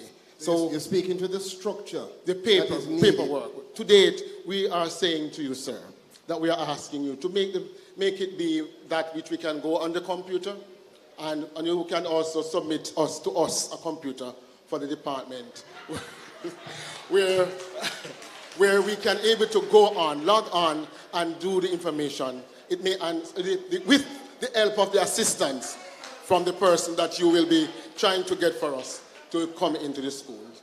Thank you very much, sir. Thank you. I'm going to pass on that request to your members of parliament that are here. Right? Fitz Jackson. But thank you. Thank you. Yes, sir. Good afternoon, everyone. The name is Junior Gale, Councillor Caretaker for Independent City Division. Let me acknowledge all members of Parliament that are here, Councillor Caretakers, and my Mayor, Sir Leon Thomas. All protocols observed, just in case I miss anything. This evening, I speak for our entire division. And Mr. Minister, I must say I admire and listen well the things that you have said today, and I must commend you. As to where the PATH program is concerned, persons in my division has vent their anger and asked me to speak on their behalf. However, the things, based on what you have said earlier, that the program is now evolving into a new era. So some of the things that I will speak on, I'll just throw those in the bin and just watch and see what will happen with the new era. However, there's one thing that there are three things that I couldn't throw in the bin. One is the low life standard that you have to meet in order to be qualified for PATH. The question was asked that if you have fridge, microwave, stove, and all these things, if you will be qualified for PATH. However, what I can tell you for sure, I don't remember the lovely lady's name there. Pardon me, ma'am, for forgetting. Permanent Secretary. Permanent Secretary. But if there's one thing I can tell you for sure is that what you said this evening about having these things, it doesn't stop you from being qualified. It's a lie. Because the persons that come in the field, they do something different from what you say. I'm telling you, and I'm speaking for the people because I'm a man of the people and for the people, and I will always speak for the people. That's who I am. So you need to check that for me because they do different things when they come.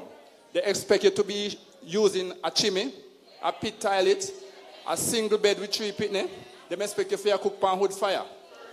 You understand? And these are modern days. The other thing that I want to speak on, Mr. Minister, is how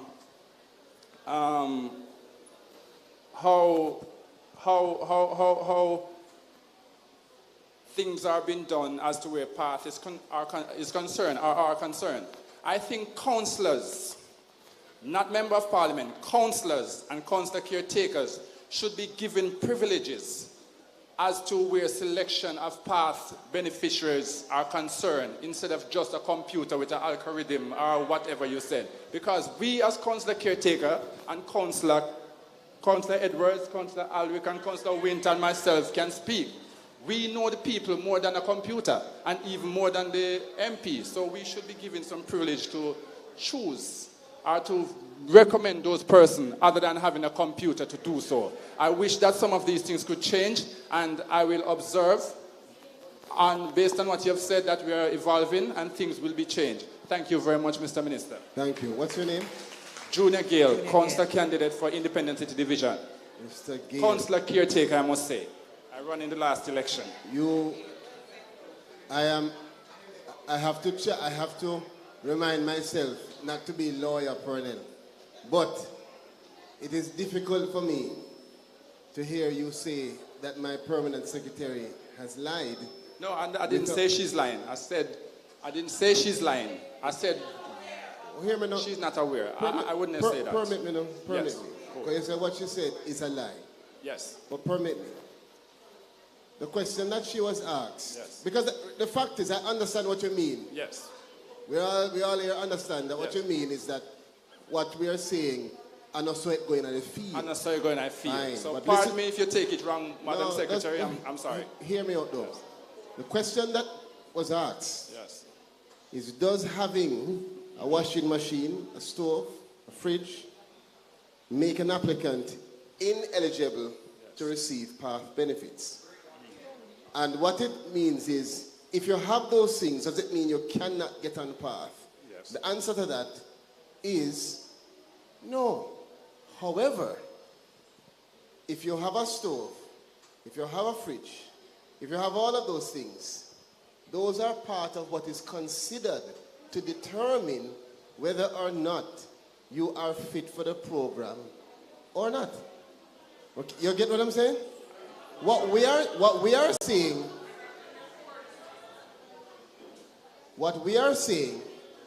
is that we want to make sure that the revision of the program doesn't leave anybody with any confusion that if you have stove, it means you can't get on PATH.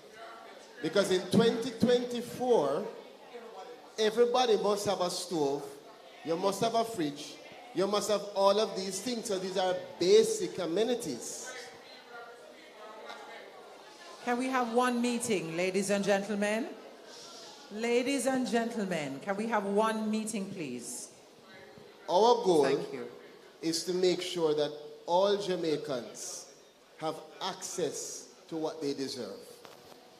But at the end of the day, when you have a limited amount of money, you're still going to have to look on all of the people in this room and ask the question, should this man be on PATH? Should this lady be on PATH? Should you be on PATH? Or should somebody else be on PATH? And the way we do that is what we are designing now. Should we be looking at whether it is stove or fridge or so?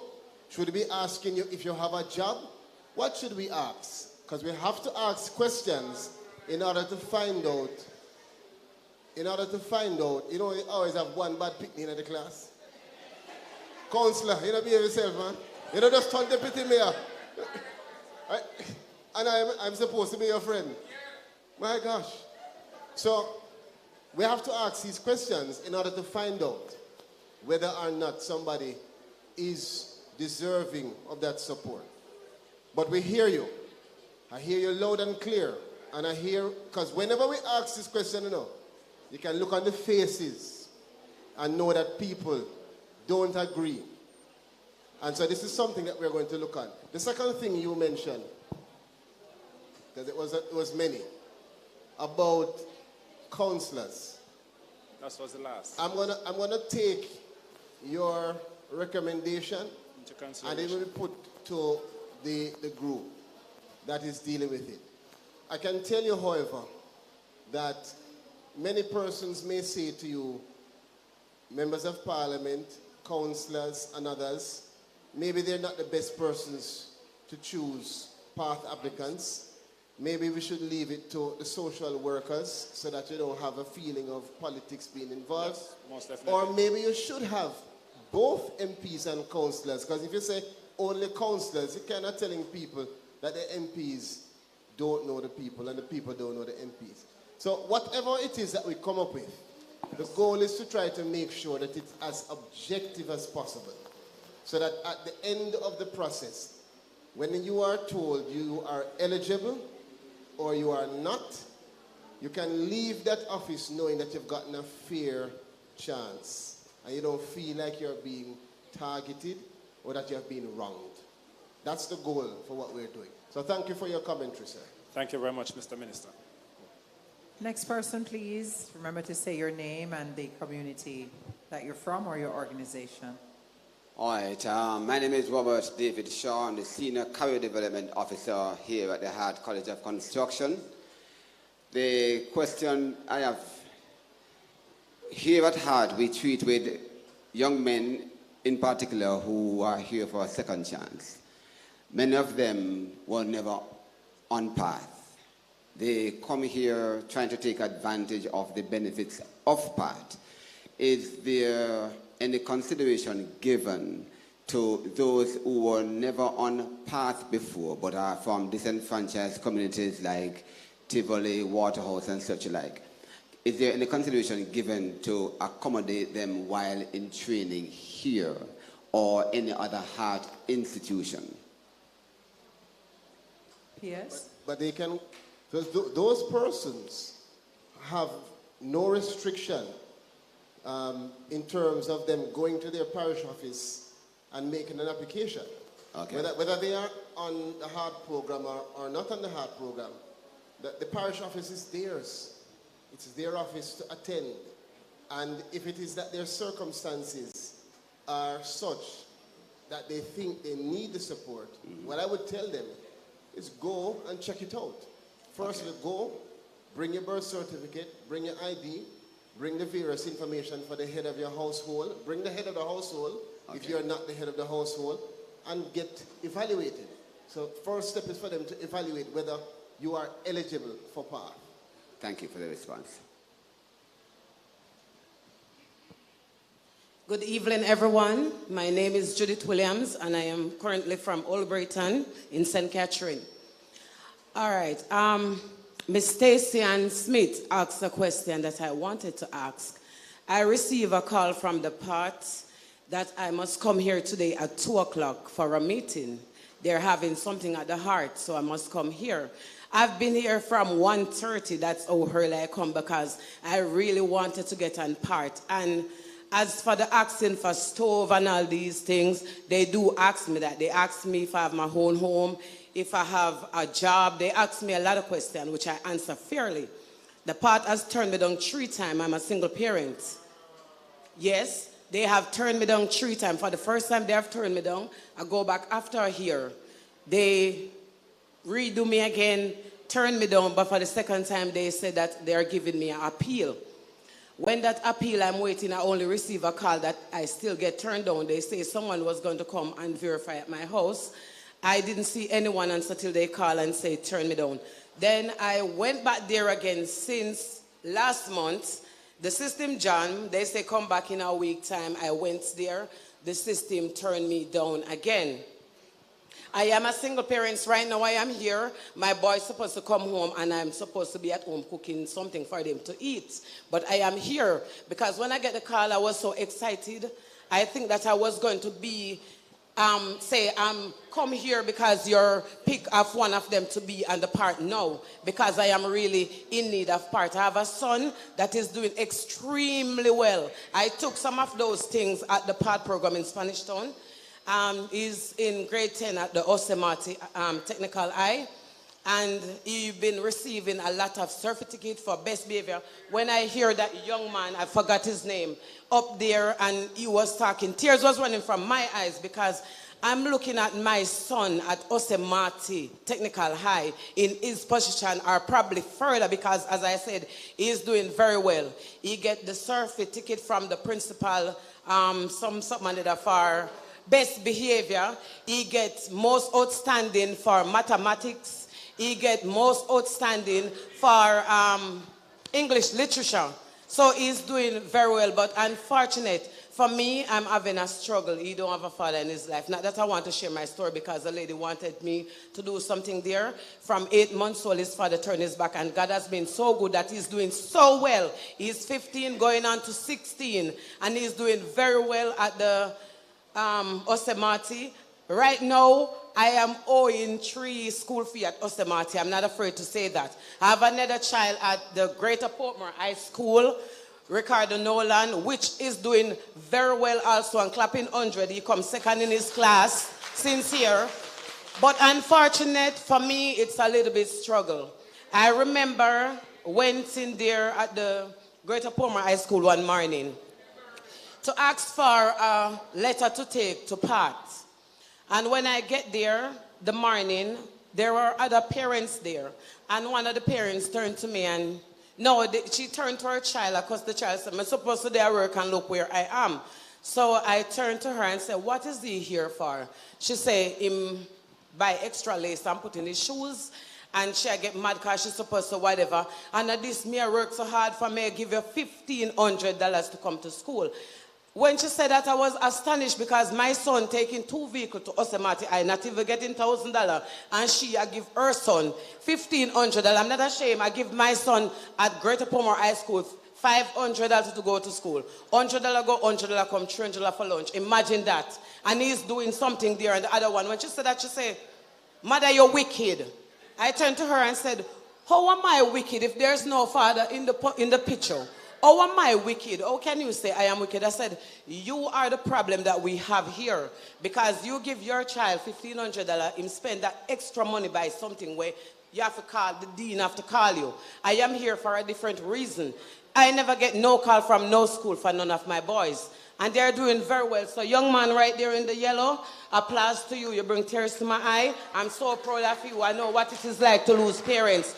I lose my mom and I lose my dad, one 2017 and one 2018. So I know what you're going through." So they put me on appeal again, but really, if they could just look into my case, even if they want to come to my home, I don't mind. I would really like to get on the part for my boys. Thank you very much. I'm going to ask PS to respond to some of the technical issues, but our parish manager is already positioning herself to drag you aside and speak to you about your circumstances. So I know she'll talk to you, and then hopefully I get a chance to speak to you also after. Thank you very much. So I'm going to speak generally to the appeals process, right? And the appeals process, what happens with that is some additional information is collected on the family. And that information goes to a committee that is not of the ministry. It includes representatives from the community. It has a teacher, somebody from local government, somebody from health. You have, who else is on the committee? Red Cross, SDC. And so it is a more local grouping that then reviews the application and says, is this person a genuinely poor person that needs assistance, right? And so, where is she? Did she leave? Oh, okay. I saw you go over that side, so I was looking on that side. Right. So let's see what the appeals process turns up this time for you. And I hope you are successful. If you're not successful, the ministry has other programs. We help persons to start their own small business, a micro business, where we provide you with a grant, not a loan, so you don't have to pay us back. We have programs between ourselves and Heart if you want to learn a skill, and then we will assist you with a grant to do your own thing. So keep us posted, and I'm confident that with the appeals process, that something positive will happen for you. Thank you for that, PS. Ms. Judith, as Minister said, the parish manager is going to speak with you, and hopefully Minister can get to catch up with you afterwards. All right, thank you for sharing. Next person at the microphone, go ahead, please. Hi, good afternoon. My name is Tanisha Brown from the Waterford community. Now, I have a few issues with the PATH program. I heard you spoke earlier, Minister, about the computer system. Now, myself, I remember years ago, about 8 years ago, I went to the office in Spanish Town. They asked me some questions, even asked me if I have pit latrine at home, in which I think that, that don't even make any sense. And the system rejected me. When I asked her why the system rejected me, she couldn't give me a response. I said, fine. I remember there was a seminar at my son's school about 2 years after. They said, I brought up the same issue. They said that, you could have applied for an appeal. I said, wonderful. Went back to Spanish Town, applied for an appeal, nothing. Rejected again. And I think there's a bit of bias to port more citizens There's a buyer support more citizens. And reason being, I have known multiple persons who have gotten through, who live in Portmore, who used to live in town, ghetto areas per se, and they had to use their ghetto address, and they're living in Portmore, and they got through on the PATH program.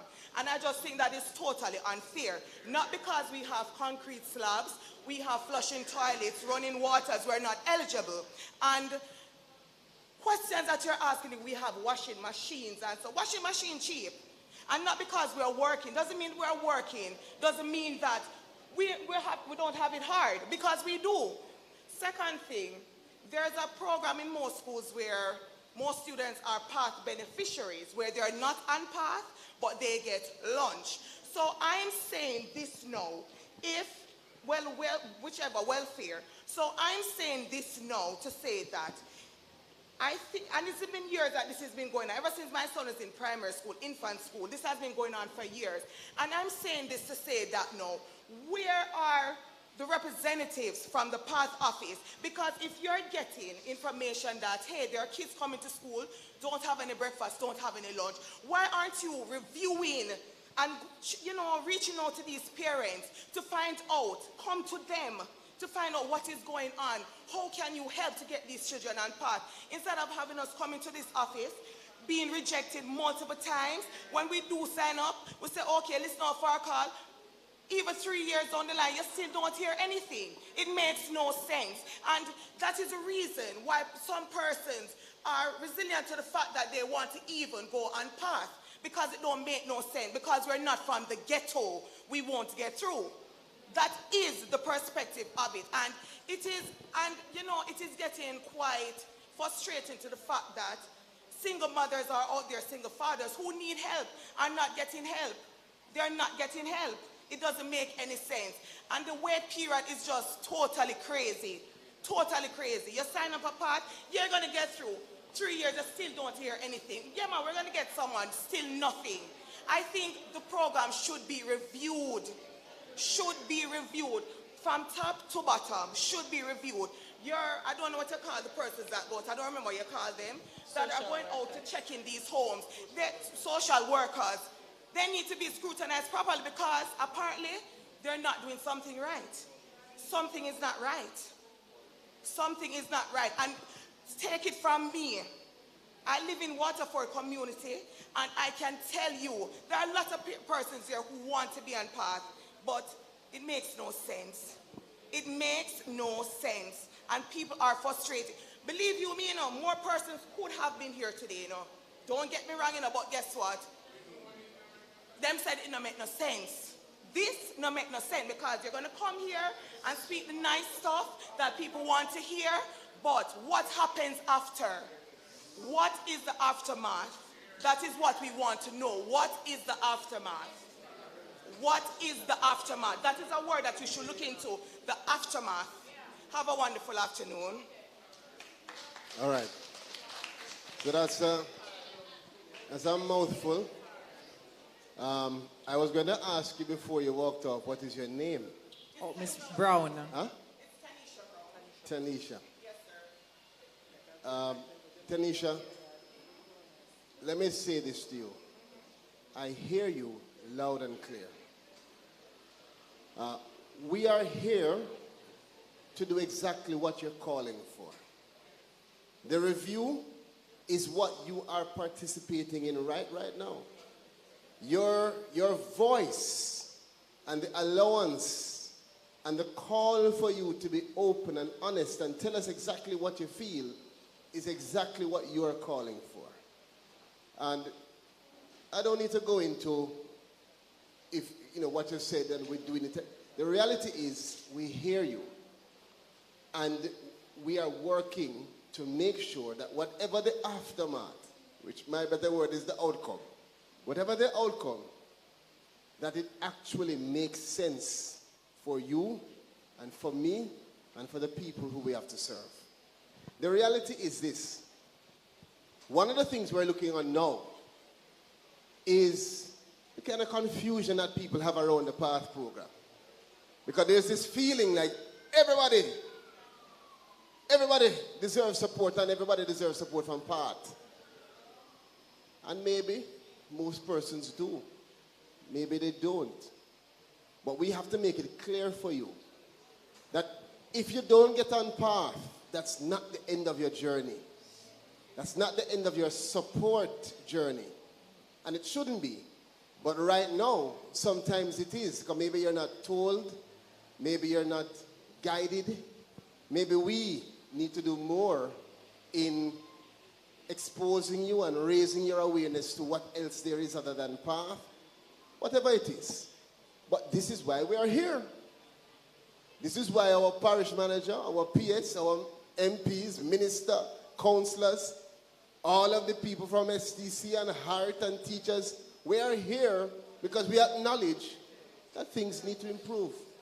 And we are here putting a mic right there. We never have to put the mic there now. We could have come here, shut off our head, and say bye-bye, take 2 pictures, we're gone. But the main reason we're here, and the main reason why that mic is the most important mic of the evening, because we want to hear from you. We want to hear how you feel. We want to hear what you're thinking. We might not agree with everything you say, but everything you say is important. Yes, and I want you to understand, everything you say is going to be utilized to help us to improve. So leave your number. I might invite you to come and quarrel with us a little later on. And sir, may I say this? As you reassured us, because that's what you're doing, or you're reassuring us, I'm taking you at your word. I'm taking you at your word that everything is going to change. Let me tell you this. I'm taking you at your word. Let me tell you this. My word is my bond. Okay, let's see it. Hold on. But be clear on what my word is. Okay. What I don't want you to do is to put words in my mouth. What I'm saying to you is that we are going to transform path. You are a part of the transformation because some of what you said here now has already shifted my thinking. Okay. Has already shifted my thinking and reiterated some of the concerns that we heard elsewhere. So it's not the minister. It's the team, it's the family, it's all of us. That's why you're a part of that transformation. And we are human beings, so everything might not be perfect. But what's the word we keep on using? Improve. Okay. And that's where we want to be when we come out with the outcome of the new path. Thank you, Tanisha. You're welcome. Thank you for that, Minister. We also want to acknowledge a couple of other persons in the room, but to remind the persons coming up to the microphone, we really crave those suggestions, the ideas. We want to hear what can we put in this mix, as the minister has been saying, that will help to inform the changes that are happening. I see, and I would also like to acknowledge broadcaster and Justice of the Peace, Markland Edwards, who's in the front row, who ran for mayor, I believe it was, in the last election. Welcome and good afternoon to you.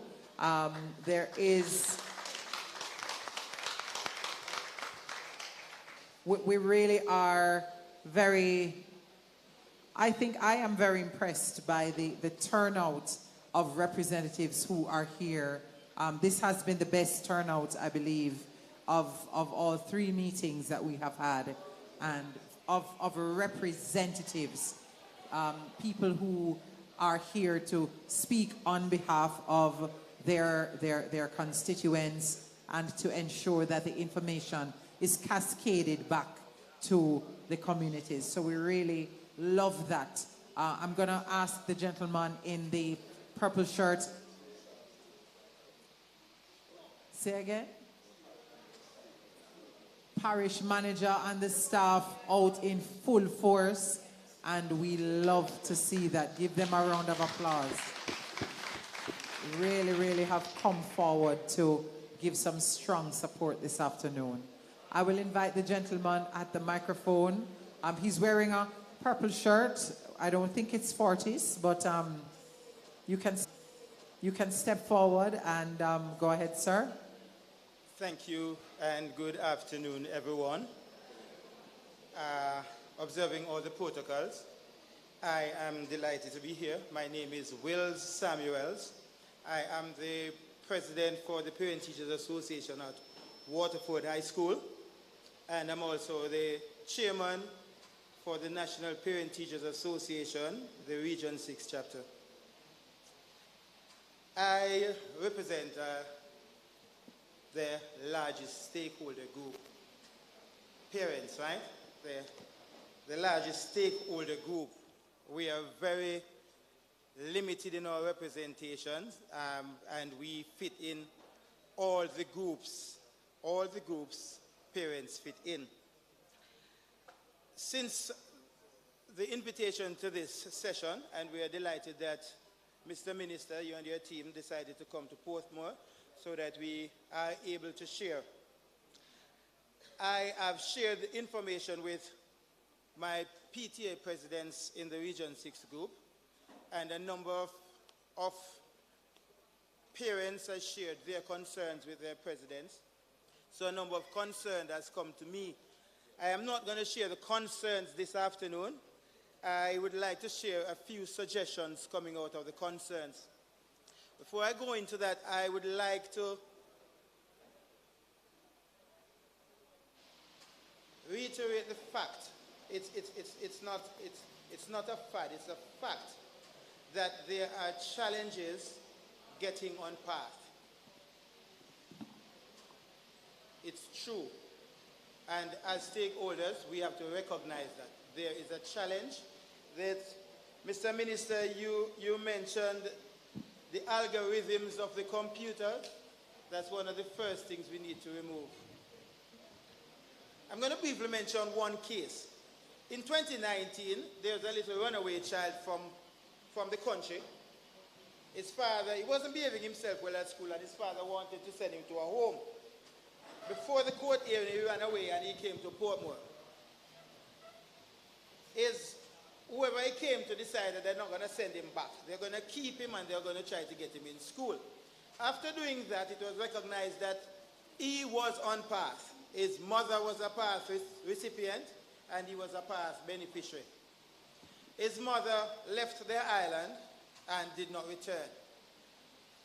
And the people whose care he was in decided that since he was on path, they're going to go to the path office to apply to get him on path so that they could get that required assistance to have him in school.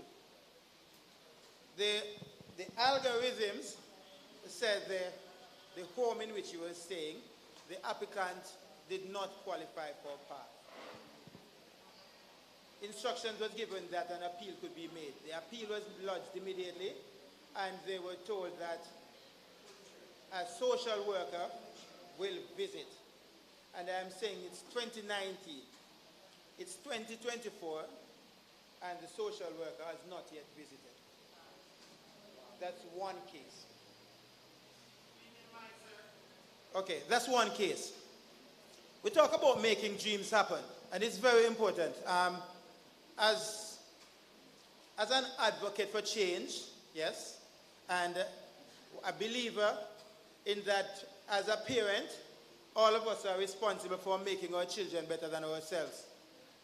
It is very important that with something as good as path, we should try to ensure that whatever means necessary, we ensure that the people that are really in need of path be on path.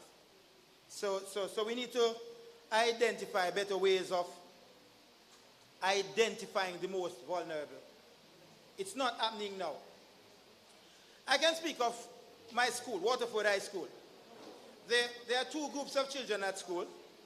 Well, there are actually three groups.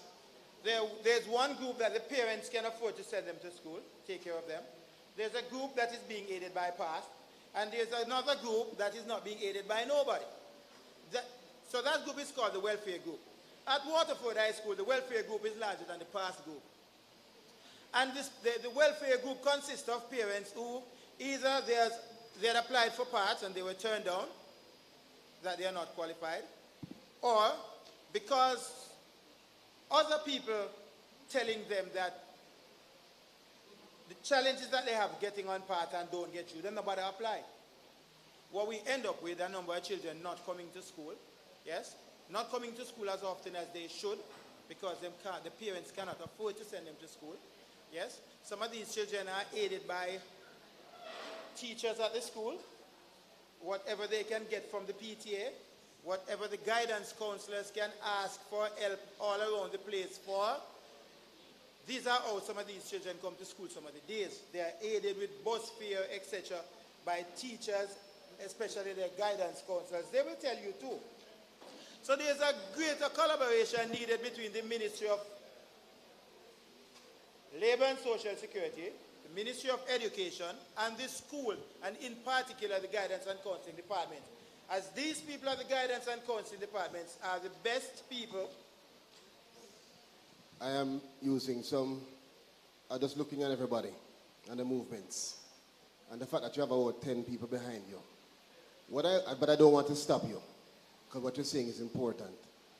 However, I think that we might have to receive some of your recommendations if you tell us in succinct form now, and then I think what we might have to do is put out a call for organizations like your organization to write us, similar to what happens with a joint select in Parliament.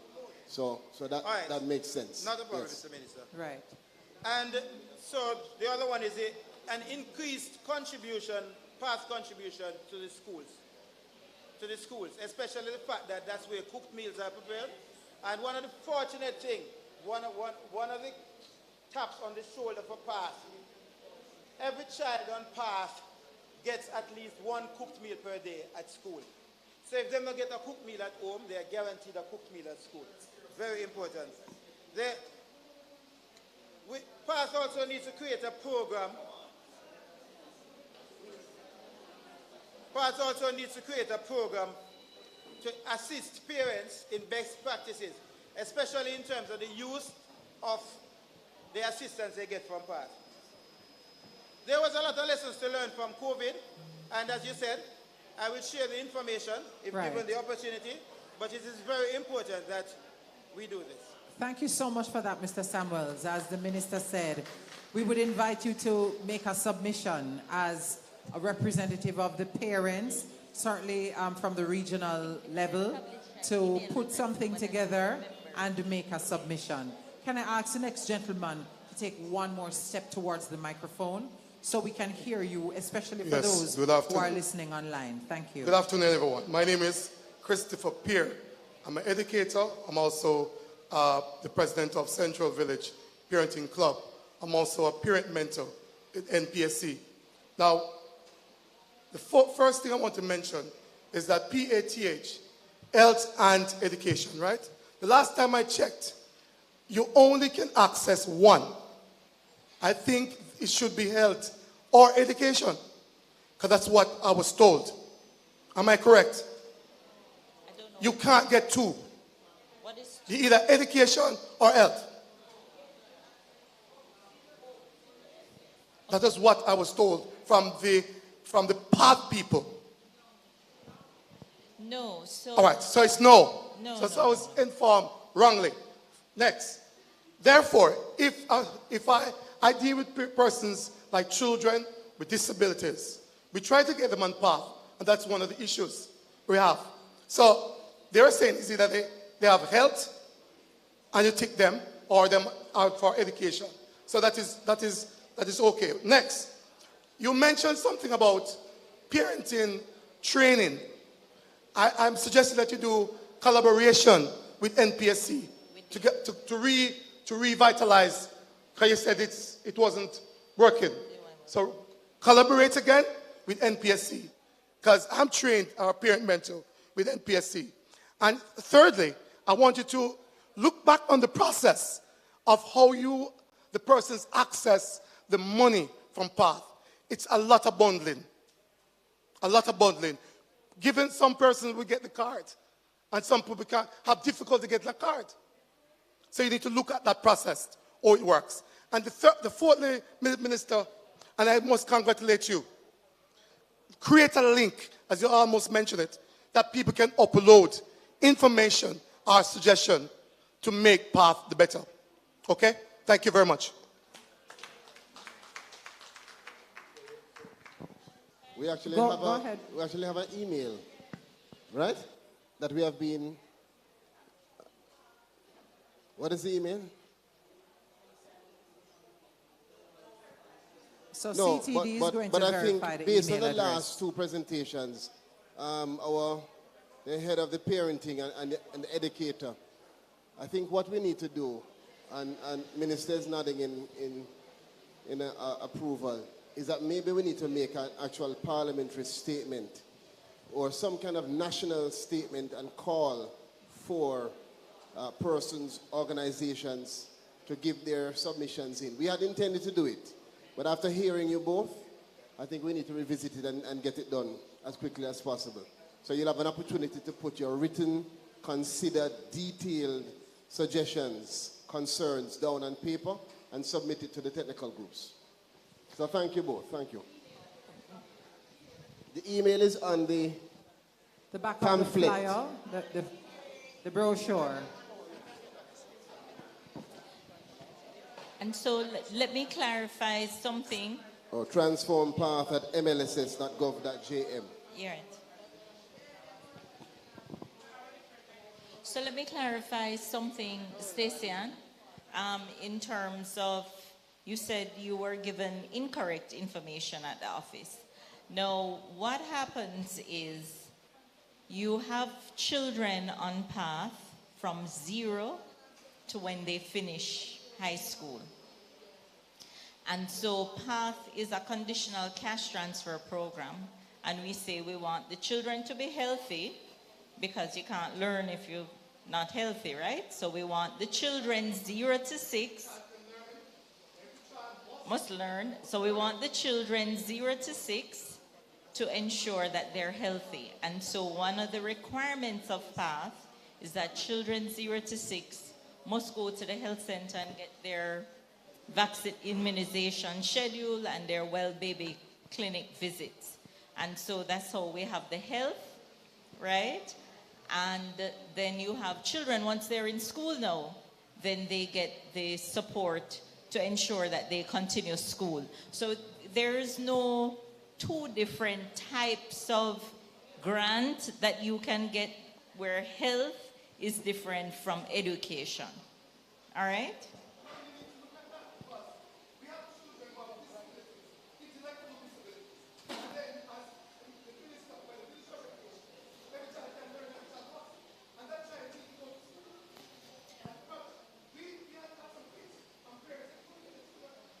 So they can be included on PATH. They can be included on PATH. Right. And we can discuss it in details further. Okay. But thank you. Thank you so much for that.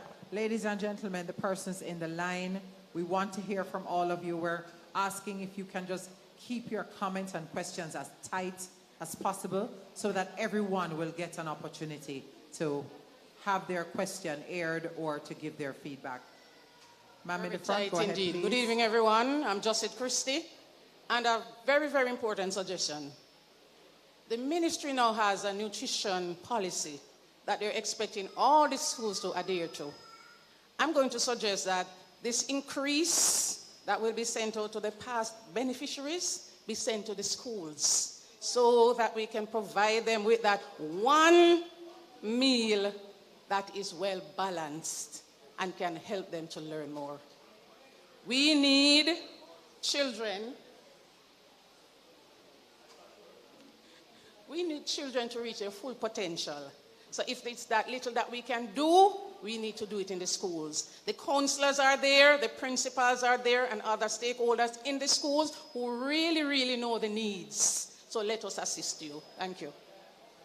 Thank you so much for that, Ms. Christie. Go ahead, sir. Can you come closer to the microphone, please? Yeah. Hello, good evening. Name's Ricardo Martin, a parent, and family person. Yeah. My main question. Yeah. I've been trying to get on the SPART system for over 2.5 years, basically. Yeah. 4 kids. Yeah. 2 in primary school, Waterford Primary. I'm from the Waterford area, yeah, and 1 in the infant school, and I got 1 attending Dunoon Technical High. And I've been trying to get the kids on path for over 2.5 years. Needed the help because obviously the situation has changed. Yeah, and went to Spanish Town, done all the paperwork there and then. It was done. Then I had to do an appeal. Apparently, I had to do an appeal. I did the appeal. Waited for months. No response. I had to be running checks by Spanish Town. Why? Nobody could give me an answer. Out of the blue, somebody rang my wife, mentioned that they were going to come up. They suddenly came up. It was apparently a social worker. Social worker came up. There's nothing after she spoke to me. Yeah. Until this day, I've not heard anything. To be honest, I can't even remember the social worker's name. Yeah, that's how bad it is, because it's like it's gone from the mind. And I've been going through this struggle, obviously trying to do what I need to do, but finding it very difficult. Yeah, but my question is, yeah, this appeal process that the social worker sat down and told me that she meant to leave from where I was. It would go placed in front of a panel. A panel would then do the necessary adjustments or whatever they needed, checks, yeah, and then get back. And until this day, so I'm saying this panel, as Miss was saying, yeah, that there's a process with it and what makes you eligible from what makes you not eligible. And that is what I'd like to know. What makes you eligible? Because until this day, and I can't, not even two, apparently I need to say to you, yeah, 2 of the kids, the 2 youngest ones, they're adopted kids, yeah? And not even that was taken into consideration when I spoke to them. And I stressed that especially because of the 2 kids. You understand? All right. I just want to firstly commend you for your question. I want all of us to understand.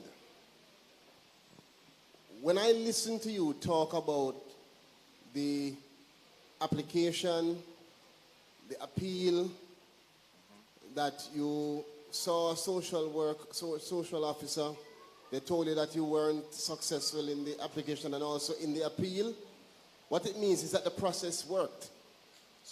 Hold on.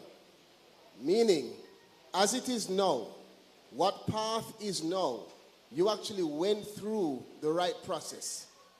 The fact that you didn't get on means that as it is now, the system didn't define you, for whatever reason, as somebody eligible for path. But you went through the process, the right process.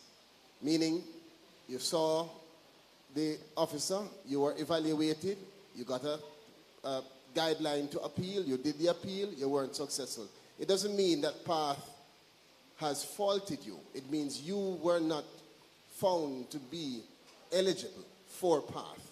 However, why we are reviewing it is because we recognize that in its current form, there are persons, even when we hear from the same officers, same social workers, there are persons who go through that process who really should, under circumstances, be on path, but do not, for whatever reason, get on path. That is what we are reviewing now, to see whether there's a need for new technology, whether there's a need for a new appeals process or to remove the appeals process, to change the way we are reviewing, to change how we evaluate. All of those things are what we are looking on now. But in the interim, you actually did go through the steps that you were supposed to be going through. And as it is now, the appeals process, the appeals committee decision is supposed to be final. Am I correct? Yes. So what I have been saying to persons is that in this interim, while we do the review, if you feel that despite going through all of that, you still are under circumstances where you think you should be on it, once you're at the town hall, we're willing to still speak to you, evaluate, explain to you as to why it is that you ought not to be on it, or if it is that you should, get you on. But if you shouldn't, direct you to some other support. Because the fact that you didn't get on path does not mean that the Ministry of Labor and Social Security doesn't have some other means of supporting you. There may be some other benefit that you can get that is similar to or even more than what you would get at PATH.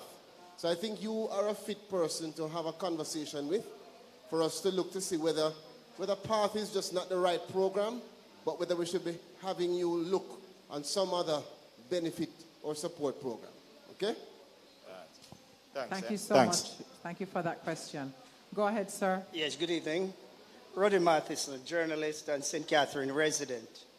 Minister, it's good to see you. I'm trying to keep up with you. The last time I covered you, you were in a different ministry.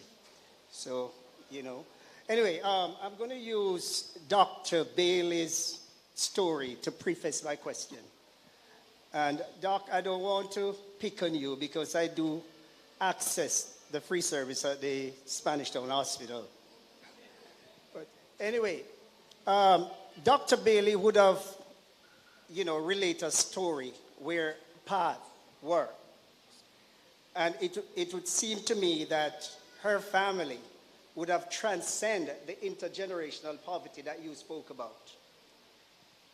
But what worries me about an aspect of her story was the fact that there is still, even with the ascension of the siblings and so on, lawyer, 2 doctors, there's still a family member who is still accessing the PATH benefit.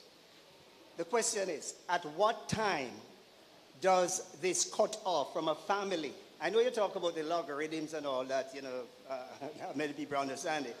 But at what time, Madam Permanent Secretary, does this cut off from a family who have clearly transcended the intergenerational poverty? And Minister, one more question, and this is for you basically. I am trying my best not to be lawyer, Charles. Quickly, Minister. Because she never said that, Uh-huh. The lady never said that, What did she say? As far as, I have to be careful. Because the lawyer in me wants to defend everybody. Oh, yeah, I realize but that. The reality is, what I heard from her is that she spoke about her siblings. Yes. And the journey that all of them took. Remember now, the fact that she's a doctor now, she's just an intern. Yes.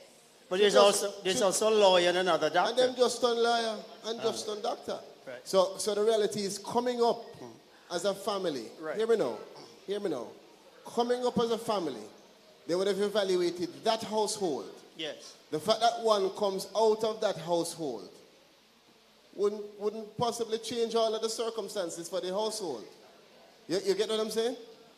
However, I am going to assume, and I think rightfully, that what you're talking about is whether or not we have persons on PATH who ought not appropriately to stay on PATH, right? Yes.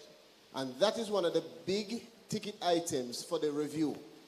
Meaning, right now, every 4 years, regardless of whatever the situation, applicants, beneficiaries are evaluated. They're reassessed. And the reason for that is because we are carrying out the monitoring and evaluation process to make sure that the right people are not only getting on, but that the right people are being served still and staying on. Or that the right people are coming off of PATH.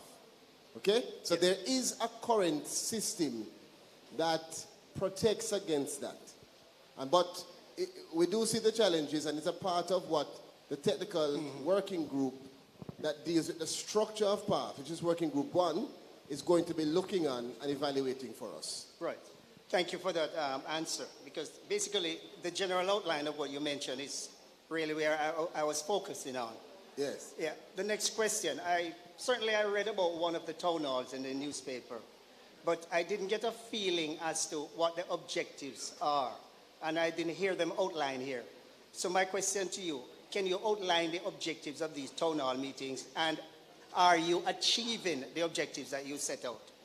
Does it worth the taxpayers' dime? So let me thank you. You're a journalist. I thank you for the opportunity to repeat, because I've said it and I'll say it again. The town hall is an opportunity for us to hear from you, to give you, Roddy Matheson, an opportunity to come to the most important mic and express yourself, to commend us, to criticize us, to suggest to us. It is an opportunity for us, the ministry, and our team members to inform you. So when you ask a question, we respond and we clarify. Or we take that information and we put it into the pool of things that we're using as part of the review process. It is also, I would say, an opportunity for us to bring all stakeholders that want to come to one place so they can hear, they can listen, they can learn, and they can voice their opinion. So that's why you see us asking MPs and councillors and heart program officers and health officers and all beneficiaries and anybody to come to this place so we can all get an opportunity to learn from each other. And yes, it is more than achieving its goals so far. Thank you for that, Minister. Go ahead, sir. Yes, good evening, all protocol observed.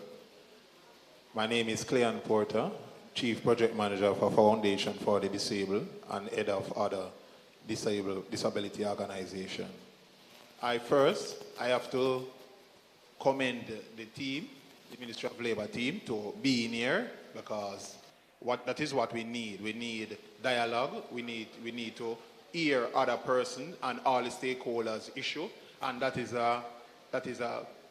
you're heading into the right direction by providing that opportunity so that we can state our issue. As relates to the algorithm, I'm asking you kindly if you could review that process, the algorithm, because it is frustrating to persons with disability and other persons that is living below the poverty line to be calling and to be rejected and to have to go to the different ministry to see if they can reapply and other things. So I'm telling you that I get many complaints from the persons with disability where it frustrates them. So you ask you to review the algorithm process. Next thing, the social worker, I think the reason why we're having these issues and the backlog of cases and people not getting through quickly, it is because there is a strong need they need more social worker. So we're asking you to consider that. We need more social worker, and that is the reason why the backlog is happening. So we're asking you to look into that, because even the social workers, they are complaining. I won't call any name, but they are complaining because they are overworked. They are very much overworked. So they're not going to speak their issues because you know already. But I am telling you what in my investigation, operating the different disability organization that I run, these are the complaint that is going on. So even the Jamaica Council of Persons with Disability, they need more social worker. So we are asking you to look at that. It is an emergency. We want you to treat it as an emergency, the increase of social worker. The next thing is privacy. I get complaint that when persons are being interviewed for the PAD program, they are too close to other persons. So when they are talking about their issues, and they have to use in pit latrine and different things, other persons are hearing. We're asking you could readjust that where you have more privacy in that regard. Thank you. Hey, let me tell you, I'm smiling because you would think that after 3 town halls, you're going to hear the same thing over and over and over again. But every single time we engage communities, you'll hear something brand new. This is why it's so important to have these engagements and to spread it across the country. Thank you very much, firstly, for what you're doing. And thank you for your commendation and your very important comments. Let me tell you that it's as if you are a fly on the wall in our room, in our office, because we had this conversation just yesterday where, I don't know if I'm allowed to announce it, but I'll just give a hint. The social workers are coming. The positions are coming.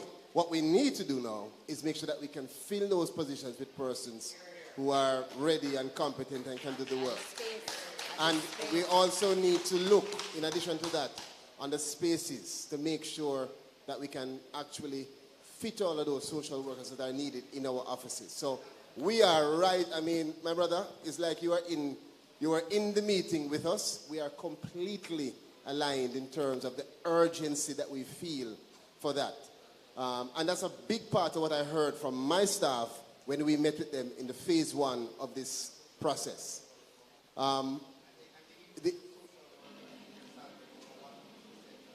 Yes, well, more social workers will be coming because of the increase in salary, for sure, more than 100%. So that's definitely a big plus. In terms of the privacy, can I tell you, when I went, I think was it St. Catherine? St. Catherine. Parish office? Yeah, they were It was actually somebody made a comment to me. Somebody made a comment to me, I don't know if it's a worker or a client, about the fact that, you know, they don't want more privacy to speak on issues. Because one of the things I didn't want to say, when we had a comment before, I think it's from Tanisha, about her being asked questions about toilet and nobody in a pit latrine. People do, right? Unfortunately. And people don't want to sometimes have their circumstances advertised. So that is an issue which our staff has raised because they recognize the discomfort of some persons when they are actually doing that evaluation process. So it might come off to other persons as, you know, why is he asking that question? But it's an important point to note. And I want to thank you for raising that issue. Thank you. Just before you go, sir, we're going to close off with the lady that's at the back of the line, all right?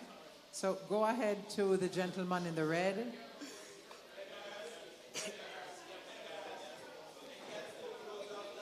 No, we're not going to allow the gentleman to go in front of the lady. We wouldn't want that, now would we? Go ahead, sir. Greetings, everyone. May I stand at the protocol being established? Lead by example, Mayor. My name is Kenneth Bennett, educator at the Lucky Valley Primary School in St. Catherine Northeast, Mountain Industry Division. After listening to the testimonials of the 3 individuals, one of the themes that I observe is that proper parenting, effective parenting, is one of the themes. I am hoping that the document that you are being compiled at this time would have something there to address delinquent parents. In the sense that there are situations where we have parents collecting the money, but the children are living with the grandparents. And they are living, the grandparents living in the area where the school is. Children coming to school, no money. The school provides the breakfast, the lunch, the dinner, and if we are at school long enough, we may provide the supper too. So these are some situations that we are faced with. We have other children who want to get on the program, cannot get on it. The school has to be providing for them. And then comes the students who are on the path program. We have to be still providing for them because they are delinquent parents. So I'm hoping that there is something in that program as we move on the path to transformation to address this situation. Thank you very much. Thank you so much for that. Go ahead, sir.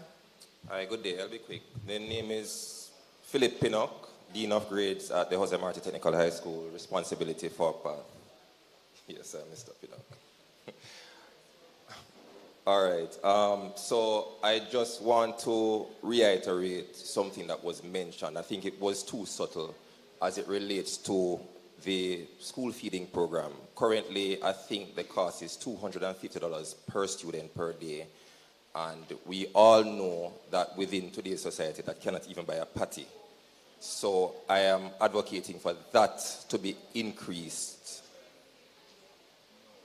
$250 for high schools. I think it's $150 for primary schools. Also, I believe we were set up, the persons who are responsible for PATH, we were given tablets recently, and while we appreciate them, I just want to reiterate the fact that it did not cater to all the beneficiaries.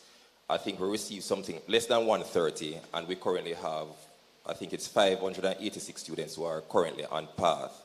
So they are coming to me constantly, and I want to know if something will be done for those students who have not been in receipt of tablets.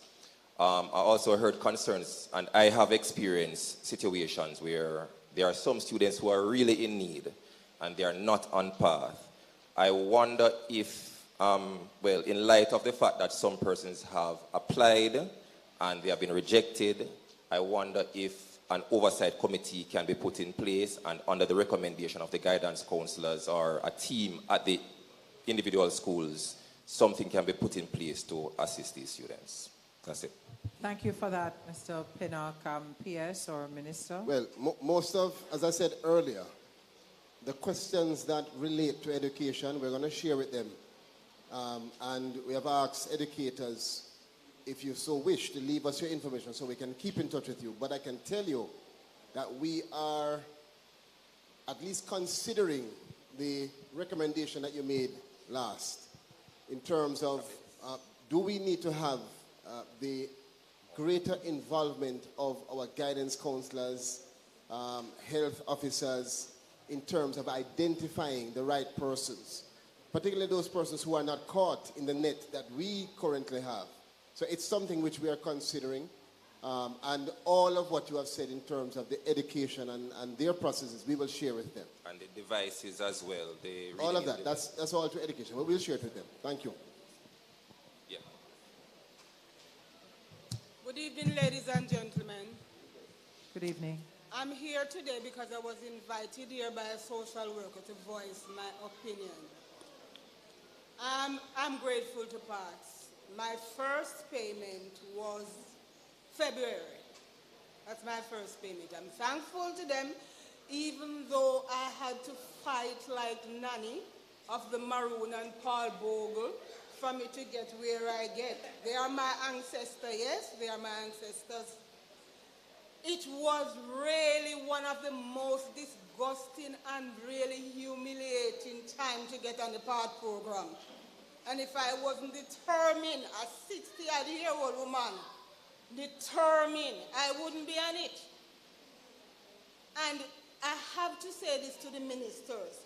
You see, Spanish Town Ministry of Labor office, you have some little real, I don't even know to describe them, workers inside the PAT office there, over there. And let me tell you something, especially the young people. I said to myself, who govern, who really support these young people? Who is with authority in charge of them? I started from 2021 on the PATS program. And it's not because I would have liked to be on a PATS program. I'm a very independent person. I cannot give my history of where I'm coming from, right? And what I've been through. I abused women and everything. And I've been working, doing domestic work from 1977. And I tell myself that I'm determined to own a house. And through all what I've been through, I have a child to take care of all on my own. It is way back in 2015 that I have achieved that little one room in Greater Portmore. Sorry, I did not say my name is Beverly Thomas. And let me tell you something. That was the main obstacle in the way of the PATS. One of them, because they look at my ID and they are looking at that house. And I don't know why, if they had known what I've been through to get that one house from 1977, a domestic helper, I don't have no education. Only place I've ever been to is primary school. I've never been nowhere else. I work hard, do domestic work to send myself to school to get a little cooking course thing. And I started it from there, and I end up have a shop in a community center, and I started off that $200 open that shop. way back in the 90s. And you know what happened to me? I have to put my hands in my foot and run out of that community because thieves go through the roof of the building because it was well fortified around. And they emptied my shop with M16 gun. They take out everything out of my shop when I was trying to prepare to buy me house. I have to move out of the community and start all over again. 2015, I put together the money to buy one room up in Greater Portmore. I would like someone to come and look at that room that I live in. And I mean it. So, Miss It Thomas. is dilapidated. Miss Thomas, It is terrible. your main question, your main comment is around one meeting, ladies and gentlemen. One meeting, ladies and gentlemen, please. Please. So your main question or your main comment surrounds the path, the interactions that you have with the workers at the office, and you're also talking about how to improve it so that it's not so hard to get on the program. Right. All right. Thank you so much. Minister, would you like to just address that? I'll say one more thing. Sorry, let me tell you this thing. You have some workers out in Spanish Town there. You know what they did to me? Take my information and put it on somebody else's paper and calling me to ask me if I'm so and so. I said, yes, that's my name. If I live at Spanish Town and if I was born October and all those things, I said, sorry, that's not my information. And that is when I get serious. I didn't get on it yet, you know, because the social worker already come and visit me last year, August. So you're saying there was an error, There was a mistake another that social happened. worker calling me to come after that, like in October, and they want, so I have to put my foot down for there. What I want to say, Ms. Thomas, is this. Firstly, this is your town hall. This is your opportunity to vent and to ventilate because hear me now. Because there are a lot of views that we've heard on the interaction with staff in the offices. Some persons have had excellent experiences. Some persons have had not so excellent experiences. What I can tell you is this. We are going to initiate a full evaluation of all of what interacts with PATH with the view of ensuring that where we need to provide training, we provide the training. With the view of ensuring that where we need to make changes, we make changes. With the view of ensuring that we are monitoring and providing the best standard and performance from our workers for you, our clients, for you who we are serving. This is something which you will hear from our parish managers, which you will hear from our PS. We want the best. We want the best. And we recognize that there's need and room for improvement. So thank you for your comment. We listen to you. We hear you loud and clear. And we are working to make sure that we can create a better environment for you when you come next time. One last thing before I leave. I am on the part. Ms. Thomas. I am on the part of trying to get a benefit to fix my house from them, and I'm having problem with them. I'm having problems. So let's have that conversation individually, and we allow the other persons, because time is going on us. Ladies and gentlemen, we have, is that 2 or 3 other persons? We really do need to close out the session. We have been live for several hours, and we will take the issues individually. So we're gonna, so just give your question and then we can move on, all right? Everybody is in agreement? Just one question or comment. We give you 30 seconds and then we have to move on, okay? Can you go ahead, the lady at the front of the line, please? Good afternoon, everyone. Good afternoon, Minister, and all the other stakeholders who are here. I just want to thank you for this opportunity. As a social worker, I am Jean Duhaney from the CPFSA. So we work pretty close to the path, the Ministry of Labor. Just a couple of recommendations. You mentioned earlier that this meeting is about seeking how you can review, because we have some concerns, but I take that under advisement. Suggestions. I know there's enhancement, empowerment sessions. I want to encourage. So as a social worker, I want to encourage that be revived if it's dormant, because I believe that parents need to be empowered. I am strongly an advocate for that. So I want to also say that the clients we serve, many of them come from the rural areas in St. Catherine. And so I want to also encourage that. A consideration could be that the school is a good place or a church space. So some of our clients will complain that they don't have the bus fare to come.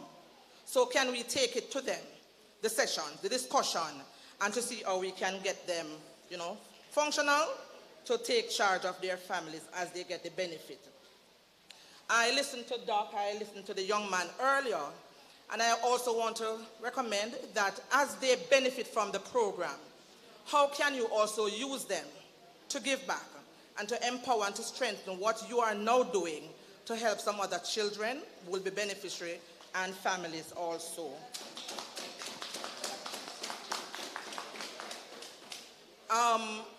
You'd have spoken about staff, strengthening the staff, because it is real. We are trying to buffer families at CPFSA that they don't enter the tertiary space. And so we know that it's a reality, because once a child doesn't get the support, or a family, that institution is going to be full. So we want to see how best we can also partner with you at CPFSA. They know in St. Catherine that we are always willing, but I want to see how we can widen the scope to keep families within their space also. Thanks. Thank you so very much. The lady in the yellow cap is the absolute last person we will take. Go ahead, please. Okay, good afternoon, Minister. Good afternoon, everyone. My name is Denise Murphy-Bramwell, Councillor for the Bogwa Division, representing MP Natalie Nita Garvey of the North Central St. Catherine constituency. And I just have one very quick question. It's relating to the basic school of the early childhood students. So one of the challenges that I find in the Bogwa Division is that quite a number of persons who are on path may have children going to primary school as well as basic school or early childhood school. However, while the one for primary school gets a chance to go to school because there's no fee, the basic school ones are at home. The basic school ones are at home.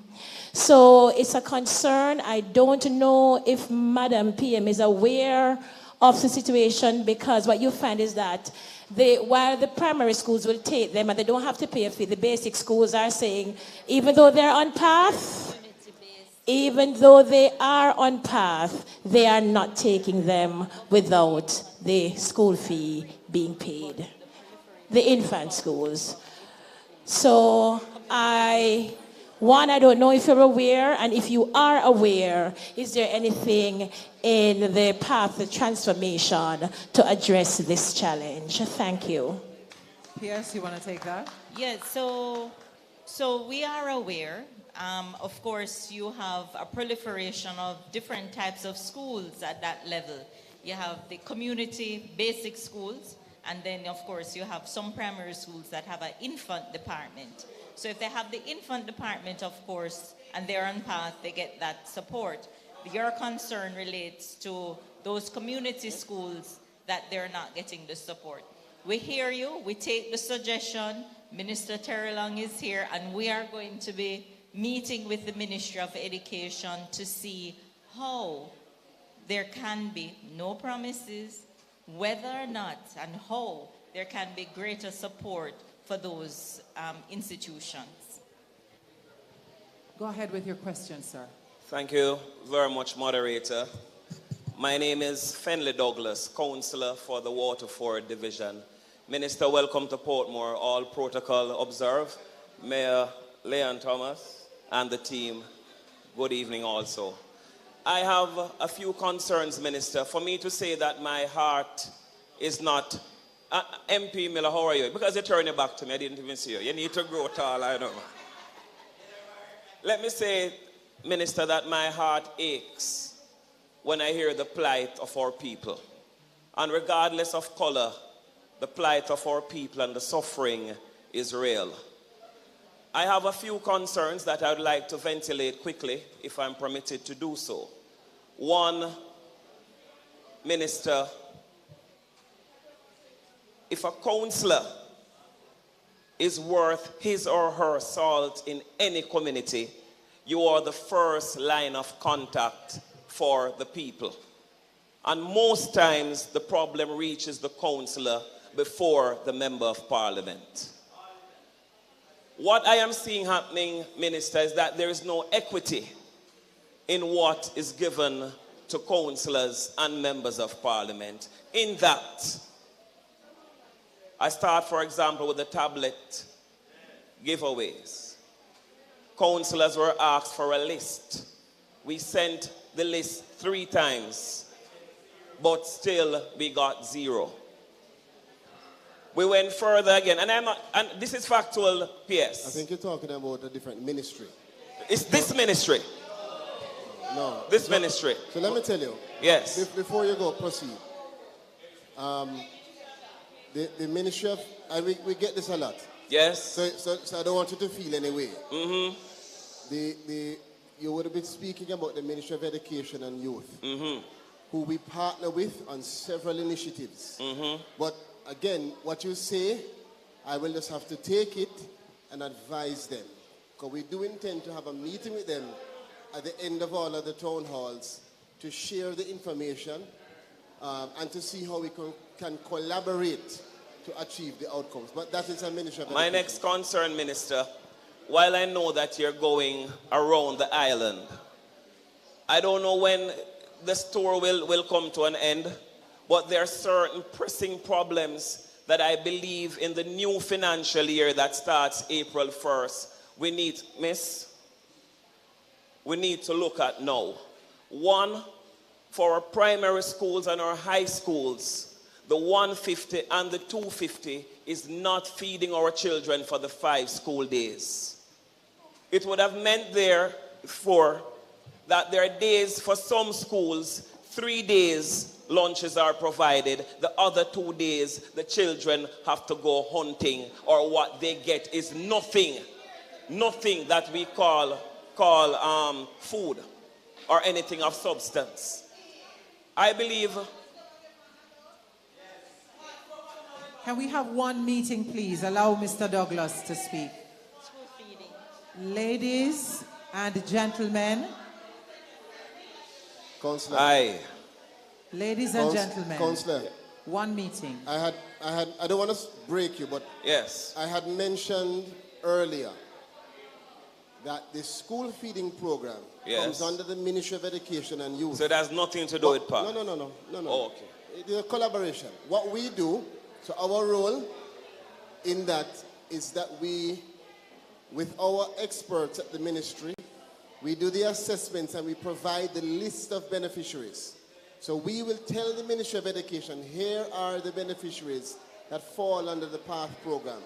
And then the Ministry of Education operates the school feeding program. My next question, Minister, I know you're touring the island, but I really don't know when your tour will come to a close for the transformation to commence, meaning that the issues that you're having, when is it that we'll be seeing these taking effect? Is there a timeline? Okay.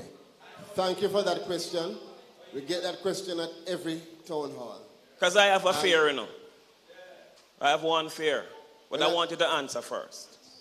I'm going to assume your fear, and I'm going to say to you, this is not in the pipeline. This is not in the pipeline. What we're doing now the transformation has already started. And let me tell you how.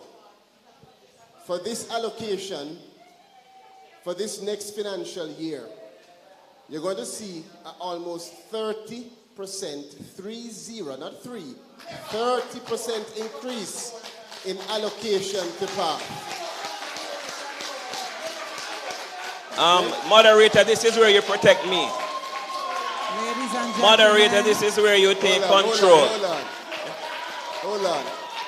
Moderator, this is where you take control. Additionally, one meeting, ladies and gentlemen. Hold on. One meeting, please. Because Councillor, your question is a valid one. It's a valid one. My fear too is valid, but I'll tell you afterwards. So we have already. So continue. So we have already increased during the process of the review PATH by 30%. In addition to that, Permanent Secretary had told me that, or has advised me that we will be seeing an increase in the allocation of positions to operate the PATH program. So social workers and other relevant positions that are needed to make sure that all of what we speak about in terms of efficiency and effectiveness can actualize. Those things have already been, in this review time, approved. And we're waiting now to move that forward. Additionally, we are not waiting.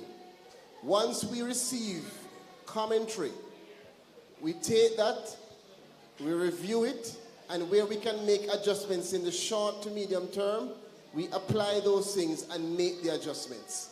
So you will note that we have noticed a reduction already in our ministry of complaints from the time we started last year to now. Because one of the concerns around PATH and other programs has been, I can't reach the ministry, I can't talk to. So we have put in place already, and I won't go to the details, but we've put in place new systems, technology and operational, to make sure that how we serve and how we communicate has been improved. So we hear you. You don't have to fear. This is not a pipeline process. This is a process where we are going to have full outcome, and while we go through the process, we are having short to medium term improvements. And you can see those improvements. But my only fear, actually, Minister, was that perhaps when you finish your tour around the island, you won't be in power. But you understand. That was my fear. But my next question, though. Mr. Douglas, can I say, Mr. Douglas, Councillor, please, you were doing well. I know. Don't allow question, Leon Thomas to carry off track. My final question, Minister. It relates to the farm work program. If I may ask a question. Can I beg you? Or you're not there either. Hold on. What I'm going to ask you to do for me, Councillor, because I'm in charge of farm work. What I'm going to ask you, give the lady in the yellow hat an opportunity. Yes. And I will make myself available to you right after this. I don't have a problem. Anything relating to farm work. Joy, right? Sit down. Thank you so much for that. Go ahead.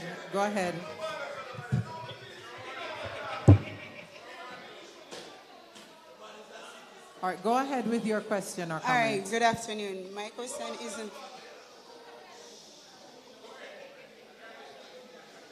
The most nice, John. Good afternoon. My question is not about the PATH program, but about the art program. Why is it that when you applied, do the entrance test, get the result, you still haven't received any call? I have applied 2 times, and I'm yet to receive a call.